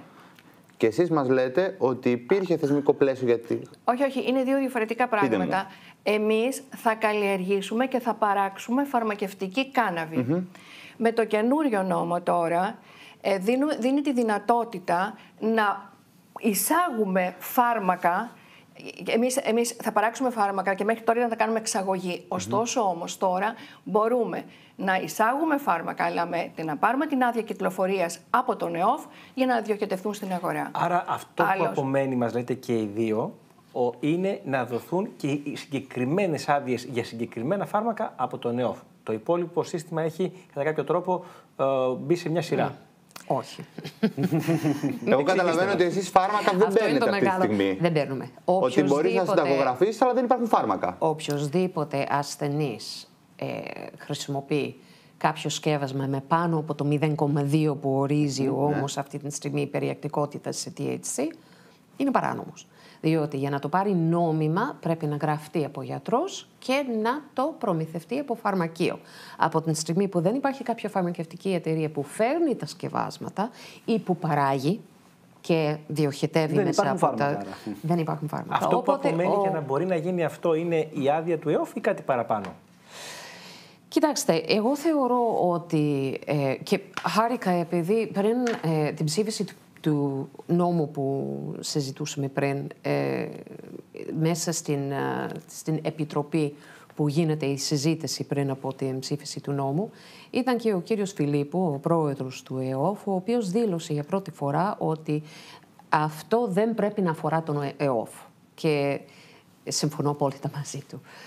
Εμείς ζητάμε την δημιουργία ενός εθνικού οργανισμού για την κάναβη, ειδική υπηρεσία, πείτε το όπως θέλετε, αλλά επειδή η κάναβη είναι ένα εξαιρετικά περίπλοκο θέμα, καταρχήν έχουμε 3 κατηγορίες. Έχουμε την βιομηχανική κάναβη, έχουμε την φαρμακευτική κάναβη και δεν θέλουμε να το αντιμετωπίσουμε την ψυχαγωγική χρήση που πολύ γρήγορα περνάει και αυτό με νομοθετικά πλαίσια σε όλο τον κόσμο. Πριν από 3-4 μέρες με απόφαση του ανώτατου δικαστηρίου στο Μεξικό είναι νόμιμη η χρήση της κάναβης και στην Αμερική είναι νόμιμη. Τα αγοράζουν το κατάστημα. Ναι, σε συγκεκριμένες πολιτείες. Ναι. Σαν χώρα υπάρχουν 3 χώρες. Το Ουρουγουάι, Καναδάς και τώρα το Μεξικό. Λοιπόν, για να αντιμετωπίσουμε με μια σοβαρότητα όλο αυτό το θέμα, θεωρούμε ότι πρέπει να υπάρχει μια ειδική υπηρεσία. Στο Υπουργείο Υγείας ή σε άλλο Υπουργείο? Θεωρούμε ότι το σωστό είναι να είναι μια διυπουργική υπηρεσία, διότι εδώ εμπλέκονται βασικά 3 υπουργεία, αλλά σε κάποια θέματα έως και 6 υπουργεία. Οπότε πρέπει να υπάρχει μια διεύθυνση που κάνει λίγο το χωνάκι και συλλέκτη πληροφορίες από πάνω και από κάτω. Δηλαδή, κάποια από τα πράγματα που θέλουν ρύθμιση, θα πρέπει να υπάρχει μια κάρτα ασθενούς. Με την κάρτα του ασθενούς, είτε υπάρχουν προϊόντα, δεν υπάρχουν προϊόντα, ή θέλω να χρησιμοποιήσω κάτι από επίσημη πηγή, ή κάποιοι ασθενείς καλλιεργούν και μόνοι τους, με άριστα αποτελέσματα.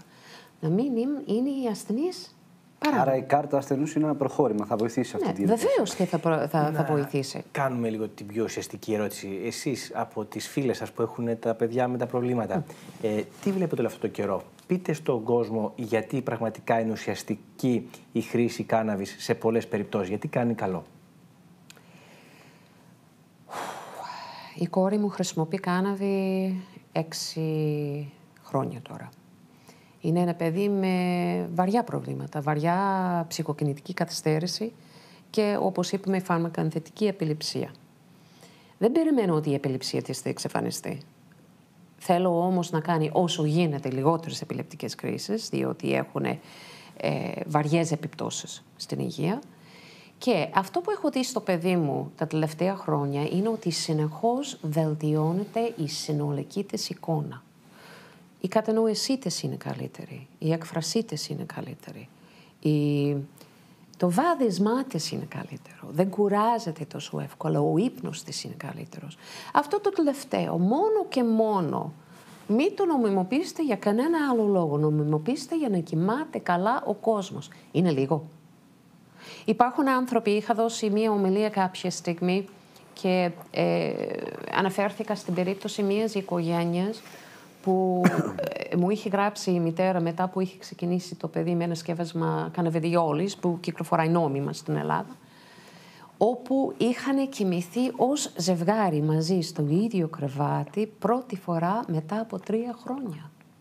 Είναι λίγο να κοιμάται το παιδί. Είναι λίγο να κοιμάται ένας άνθρωπος που ζει κάτω από συνθήκες στρες, άγχος και οτιδήποτε άλλο. Ο ύπνος είναι από τις βασικές μορφές αυτοίασης του οργανισμού. Αν δεν κοιμόμαστε, δηλαδή ο άνθρωπος που δεν κοιμάται θα τρελαθεί κάποια στιγμή. Οπότε, για όλους αυτούς τους λόγους, εγώ θεωρώ ότι ιδίως, το λέω συνέχεια, ιδίως για τα δικά μας παιδιά, τα παιδιά με τέτοια αναπτυξιακά προβλήματα, όλα πρέπει να ξεκινήσουν να χρησιμοποιούν κάναβη.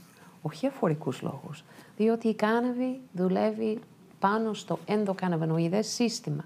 Πολλά από τα παιδιά έχουν δυσλειτουργίες σε αυτό το σύστημα και γι' αυτό έχουν τα προβλήματα που έχουν. Κύριε Παπαδοπούλου, εσείς τι λέτε για αυτά? Συμφωνείτε? Στο εξωτερικό είναι μια απλή καθημερινότητα που θα ήταν πολύ χρήσιμο να έρθει και στη χώρα μας? Στο εξωτερικό, στις χώρες που επιτρέπεται να είναι μια απλή καθημερινότητα, υπάρχει συνταγογράφηση, παίρνουν την κάναβη από το φαρμακείο και η χρήση γίνεται δημόσια, κανονικά. Καπνίζει κάποιος την κάναβη όπου βρίσκεται. Δεν υπάρχει αστυνόμευση και τιμωρία γι' αυτό. Θεωρώ ότι αυτό πρέπει να έχει γίνει χρόνια πριν και το Σωματείο Μαμάκας έχει ταλαιπωρηθεί πάρα πολύ, το γνωρίζω και το παρακολουθώ. Είναι απλές διαδικασίες, αλλά η κάναβης τι σημαίνει? Είναι ένα παρεξηγημένο φυτό για όσους δεν γνωρίζουν. Για όσους γνωρίζουν πολύ καλά, θα ξέρουν ότι είναι ίαμα η κάναβης και είναι απόλυτα θεραπευτικό. Να φανταστείτε το 19ο αιώνα οι Έλληνες έκαναν εξαγωγή στην Αίγυπτο σε CBD και THC. Καλλιέργεια στην Ελλάδα και εξαγωγή στην Αίγυπτο. Το 1827 ο δήμαρχος Ορχομενού πήγε την κάναβη σε έκθεση για να προωθηθεί η κάναβης. Αλλά ωστόσο μετά. Άρα, περνώντας τα χρόνια, έχουμε κάνει βήματα πίσω. Ναι, και για ποιο λόγο έχει γίνει αυτό το ψωγύρισμα? Μετά θα σας πω τι έγινε. Η Αγγλία, λοιπόν, επειδή μετά αναπτύχθηκε το πλαστικό κτλ., απέτησε από την Αίγυπτο να σταματήσουν την εισαγωγή της κάναβης. Οι Αιγύπτιοι λίγο το καθυστέρησαν, μετά τους εκβίασαν ότι δεν θα σταματήσουμε την αγορά καπνού αν δεν σταματήσετε την κάναβη. Εκείνη, λοιπόν, η παγκόσμια λοιπόν κοινότητα εκείνη τη στιγμή βάζει τη ταμπέλα ναρκωτικό και ήταν ο μόνος τρόπος για να εξαφανιστεί η κάναβης, διότι από την κάναβη δημιουργούνται τα πάντα. Από την κάναβη, το CBD, μπορούμε να κάνουμε ρούχα, λεκάνες, να κατασκευάσουμε τα πάντα όλα. Δεν είναι μόνο για θεραπευτικούς λόγους, αλλά υπάρχουν, όπως αυτή τη στιγμή, σκοινιά, τα πάντα γίνεται από το CBD. Άρα λοιπόν τώρα επανήλθαμε λοιπόν στην ιστορία του 19ου αιώνα που έκαναν εξαγωγές οι Έλληνες στην Αίγυπτο. Το κλίμα στη χώρα μας ευνοεί την παραγωγή? Ισχύει όντως ότι περιμένουν πολύ μεγάλες επιχειρήσεις για πολύ μεγάλες επενδύσεις? Ναι. Επίσης θέλω να πω κάτι να συμπληρώσω εδώ. Χρειάζεται μια εκπαίδευση των Ελλήνων να καταλάβει τώρα που κυκλοφορεί ελεύθερα το CBD, τι είναι το CBD. Δεν μπορούν να πάνε στο φαρμακείο, φοβούνται να πάνε στο φαρμακείο να το αγοράσουν, γιατί νομίζουν ότι θα πάθουν κάτι, ότι είναι παραισθησιογόνο. Όχι, είναι θεραπευτικό. Θα πάνε στο φαρμακείο να το πάρουν, αλλά πρέπει κάποιος να τους εκπαιδεύσει. Να εκπαιδεύσει τους Έλληνες τι είναι το CBD και κατόπιν τι είναι το THC που θα έρθει. Όσον αφορά τώρα τι με ρωτήσατε, συγγνώμη, σας διάκοψα πριν. Να πούμε τι είναι το CBD και το THC, να μας δώσετε αυτή τη διάκριση να καταλάβουμε. Θα το πείτε εσείς, κυρία Ζακλίν, τι είναι το CBD που ασχολείστε. Αν θέλετε. Ναι, πείτε και εσείς, να μην μιλάω. Και επιστρέφουμε στο επενδυτικό μετά. Ναι, και θα πάμε στο επενδυτικό. Στην κάναβη υπάρχουν ουσίες, είναι πάνω από 150 στην τελευταία μέτρηση, που λέγονται καναβανοειδή. Τα καναβανοειδή λειτουργούν πάνω στο ενδοκαναβανοειδές σύστημα που αναφέρθηκαμε πριν, πάνω στους υποδοχείς που είναι πάνω στα κύτταρα και ξεκλειδώνουν ορισμένες λειτουργίες στο οργανισμό. Αυτό είναι το πιο βασικό σύστημα στο ανθρώπινο οργανισμό, είναι το πρώτο που αναπτύσσεται στην εμβρυϊκή ζωή, που ρυθμίζει όλα τα άλλα συστήματα. Δηλαδή το νευρολογικό σύστημα, το γαστροεντερικό σύστημα, όλα τα άλλα συστήματα ρυθμίζονται από αυτό το σύστημα. Αυτά τα καναβανοειδή, τα δύο που είναι στη μεγαλύτερη ποσότητα στην κάναβη, είναι η τετραΐδροκαναβενόλη, που το λέμε THC επειδή είναι πολύ πιο εύκολο, και η καναβιδιόλη ή στα αγγλικά CBD. Η μοναδική ουσία στην κάναβη που έχει μια εφορικότητα, μέθη, είναι το THC. Όλες οι άλλες ουσίες δεν έχουν αυτή την ιδιότητα. Οπότε το CBD που κυκλοφορεί τώρα αυτή τη στιγμή νόμιμα στη χώρα δεν έχει την γνωστή εφορικότητα που έχει η κάναβη που έχει υψηλή συγκέντρωση σε THC, αλλά έχει όλες τις θεραπευτικές ιδιότητες. Όχι όλες, δυστυχώς. Αλλιώς θα λέγαμε ότι εντάξει, έχουμε CBD. Σωστό. Και γιατί συζητάμε για οτιδήποτε άλλο παρακάτω. Το THC έχει τις δικές του θεραπευτικές ιδιότητες και γι' αυτό χρειάζονται αυτές τις δύο ουσίες μαζί. Η καναβιδιόλη ρυθμίζει κατά κάποιο τρόπο και την ψυχοραστικότητα του THC, οπότε είναι σωστό να έχουμε ποικιλίες που έχουν και τις δύο ουσίες. Ναι, μέσα. γιατί και εμείς αυτό που θα παράξουμε θα έχουν μέσα το σκεύασμα, δεν θα έχει μόνο THC, θα είναι σε συνδυασμό THC με CBD. Είναι 483 οι ουσίες που έχει η κάναβης. 483 χημικές ουσίες έχει το φυτό κάναβης. Αντιλαμβάνεστε εκτός λοιπόν, από το καναβανοειδή. Ναι, αντιλαμβάνεστε λοιπόν τι φυτό είναι η κάναβης. Λοιπόν, στο σκέλος της αγοράς και στο εμπορικό ζήτημα, λοιπόν, ανέφερε και ο Φίβος πριν, ρώτησε πόσες εταιρείες δραστηριοποιούνται και είναι να δραστηριοποιηθούν το επόμενο διάστημα στην Ελλάδα. Και γιατί στην Ελλάδα, ευνοεί το κλίμα? Σωστό. Όχι, γιατί στην Ελλάδα βγήκε ο νόμος που επιτρέπει την καλλιέργεια για της φαρμακευτικής κάναβης. Οπότε όσοι θέλουν να ασχοληθούν με αυτό πήραν άδειες. Οι άδειες αυτή τη στιγμή είναι πάνω από 100. Αλλά τι συμβαίνει? Σε τουλάχιστον 5 εκατομμύρια επένδυση κάθε μία από αυτές. Ναι, εδώ συνέβη το εξής, ότι οι άνθρωποι που είχαν κάποια στρέμματα θέλησαν να βγάλουν μία άδεια που είναι μία απλή διαδικασία, χωρίς έξοδα, και ίσως με αυτόν τον τρόπο θα πουλούσαν τα στρέμματα με την άδεια μαζί. Στην αρχή είχε γίνει έτσι μια πολύ καλή διαδικασία που θέλαν όλοι να καλλιεργήσουν, αλλά τελικά όταν είδαν ότι για να καλλιεργήσεις ή να αγοράσει κάποιος χωράφι με άδεια δεν είναι εύκολο. Δεν είναι εύκολο, γιατί μπορεί κάποιος να αγοράσει τα στρέμματά του και να βγάλει την άδεια μόνος του, όπως και έχει γίνει. Αυτή τη στιγμή είναι 5 οι εταιρείες με εμάς 6 που προχωράμε στο να ξεκινήσουμε, στο να κτίσουμε, να κάνουμε τις εγκαταστάσεις. Μία εταιρεία στην Κόρινθο έχει προχωρήσει αρκετά, τελειώνει όπου να είναι, γιατί υπάρχει και μία σειρά αδειών. Παίρνουμε πρώτη άδεια εγκατάστασης, μετά έχουμε...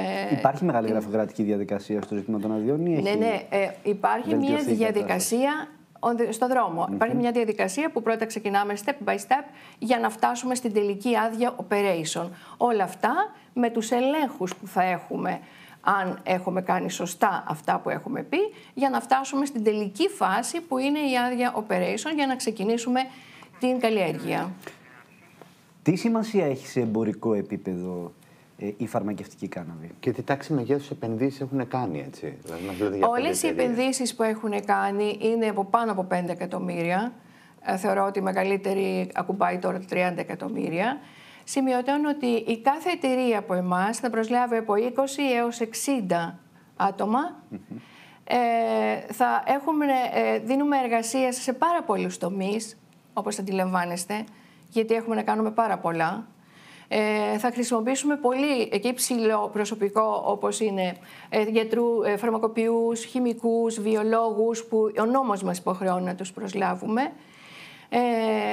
Πιστεύουμε ότι είναι από τις καλύτερες επενδύσεις που θα έχουν γίνει ποτέ στη χώρα μας και σε κάθε χώρα που θα ασχοληθεί με την κάναβη.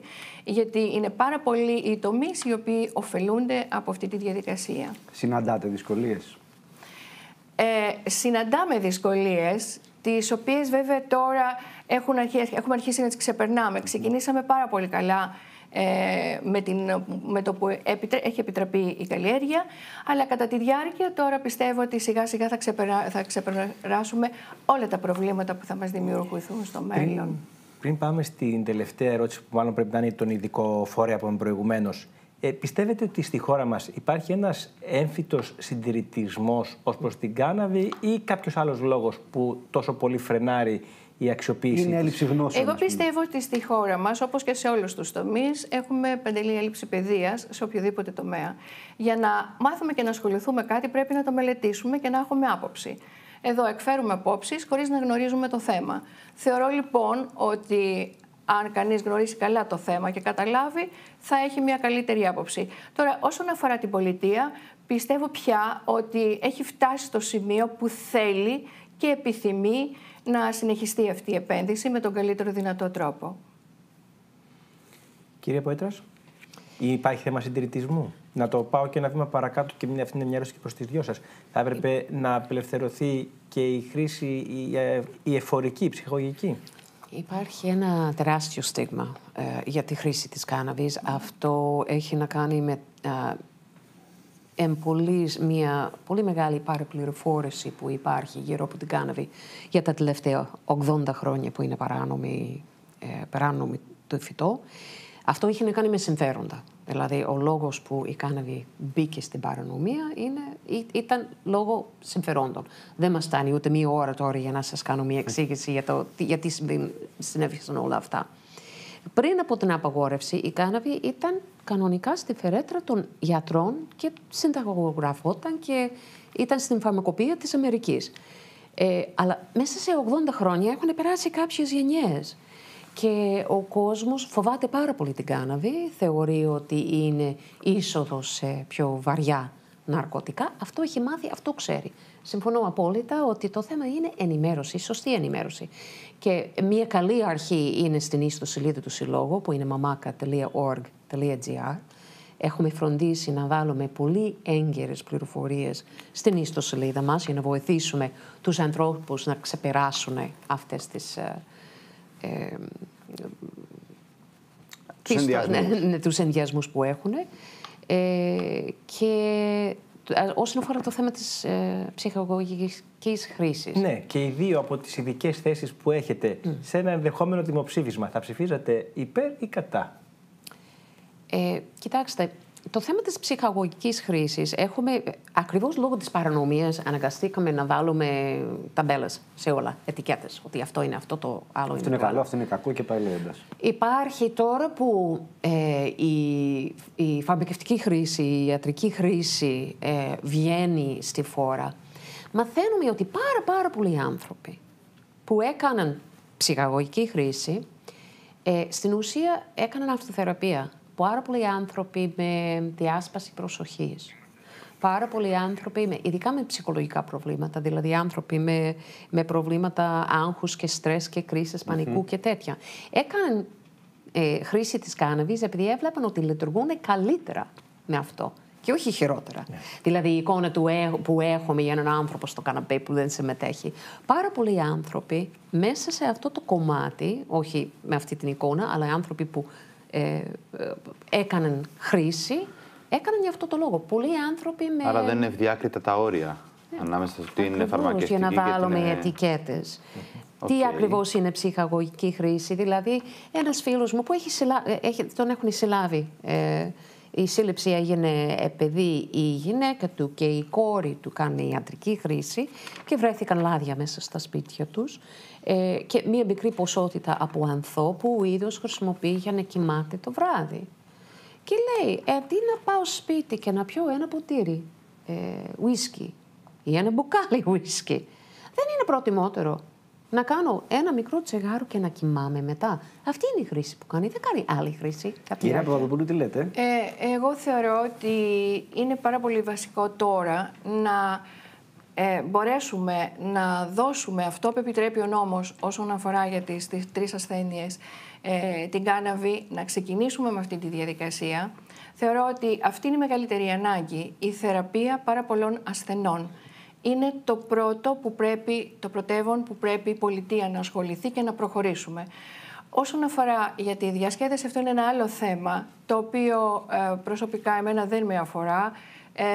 Δεν έχω άποψη πάνω σε αυτό, αλλά θεωρώ ότι αυτό που είναι πολύ σημαντικό είναι να άμεσα και για την Ελλάδα η χρήση για φαρμακευτικούς σκοπούς, για θεραπευτικούς, να προχωρήσει άμεσα. Είναι τεράστια η ανάγκη, γιατί όπως λέει και η κυρία Ζακλίν, όσον αφορά τους πόνους, τους χρόνιους πόνους, που δεν υπάρχει θεραπεία από κάτι. Πραγματικά απαλύνεται και βρίσκει ο άνθρωπος την υγεία του. Η σκλήρηση κατά πλάκας.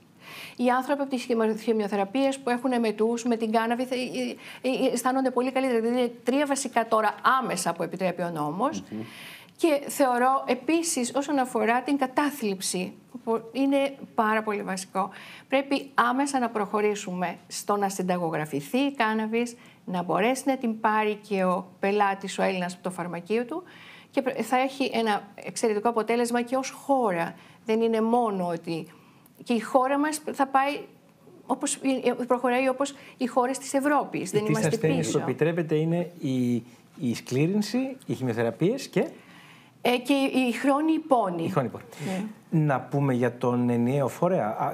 Ποια υπουργεία θα έπρεπε να τον ελέγχουν? Το προστασίας του πολίτη, το υγείας και το ανάπτυξης? Είναι τα βασικά τρία υπουργεία που μπαίνουν μέσα και είναι και η αγροτικής ανάπτυξης που είναι μέσα σε αυτό. Ένα θέμα, οι τρεις παθήσεις που έχουν έγκριση τώρα από τον ΕΟΦ, είναι απαράδεκτο ότι είναι μόνο αυτές οι τρεις ενδείξεις. Δεν επιτρέπεται σε παιδιά κάτω από 18 χρονών, οπότε όταν ξεκίνησε η κόρη μου δεν θα μπορούσε να έχει πρόσβαση στην κάναβη. Βγήκε στην επιφάνεια αυτό ακριβώς για την χρήση σε παιδιά με επιληψία. Είναι πάρα πολλές οι παθήσεις και αυτή τη στιγμή δυστυχώς δεν έχουμε μία πόρτα να πάμε να χτυπήσουμε και να παρουσιάσουμε έρευνες και να πούμε ότι για τον αυτισμό, για τα αυτοάνοσα, για όλες τις άλλες παθήσεις που υπάρχουν, να υπάρχει μία διεύρυνση πάνω σε αυτές τις τρεις παθήσεις. Είναι πολλά τα θέματα που πρέπει να λυθούν. Είναι θέματα εκπαίδευσης γιατρών.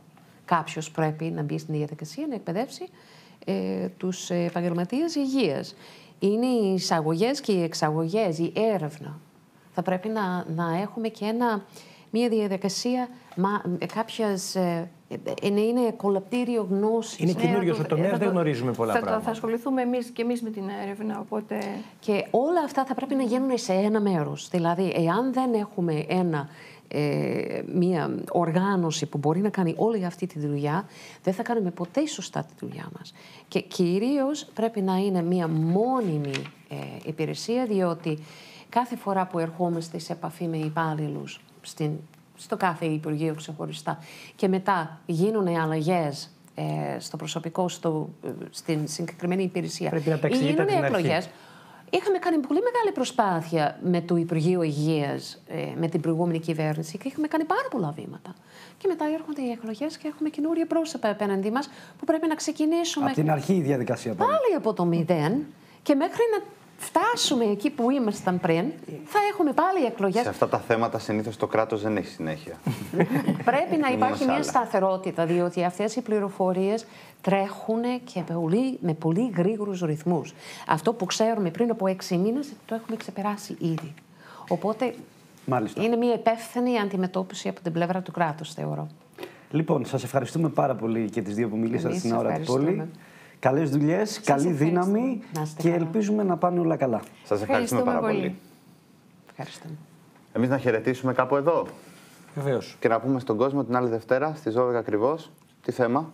Ένα θέμα που μας πέτρεψε πολύ. Το σκεφτήκαμε, το ξανασκεφτήκαμε. Διαφορετικό, εντελώς. Εντελώς διαφορετικό. Το δεύτερο πολιτικό θέμα της εκπομπής μετά τη. Και λίγο ιστορικό, έως πολύ ιστορικό. Είναι ιστορική η προσέγγισή μας. Μιλάμε και με επιστήμονες, μιλάμε και με σημαντικά στελέχη, μιλάμε και με πρόσωπα με τεράστια συμβολική σημασία. Μιλάμε όμως και σε αυτή την περίπτωση με πάρα πολλούς αόρατους. Ακόμα το θέμα δεν το έχεις πει. Δεν πειράζει. Ανθρώπους της βάσης, των οργανώσεων. Καθημερινούς απλούς ανθρώπους. Καθημερινούς απλούς ανθρώπους, βεβαίως, που θα δημιουργήσει, πιστεύουμε, αυτό το θέμα αρκετό σούσουρο και θα ξαναφέρει λίγο διαφορετική κουβέντα. Γιατί τώρα τελευταία κουβεντιάζουμε για αυτό το θέμα που δεν έχω πει ακόμα πολύ. Θα το πείτε. Ποιος θα το πείτε λίγα το θέμα? Θα το πει ο Φίβος. Χωρίς να το παίρνουμε τόσο σοβαρά όσο θα έπρεπε. Το επόμενο θέμα μας είναι η ιστορία του Πασόκ. Προσπαθούμε να το εξιστορήσουμε, να κάνουμε μια αποτίμηση, όχι εμείς, οι άνθρωποι με τους οποίους μιλάμε. Ευχαριστούμε πάρα πολύ για ένα ακόμα βράδυ. Θα σας δούμε την επόμενη εβδομάδα. Έως τότε, καλή ξεκούραση.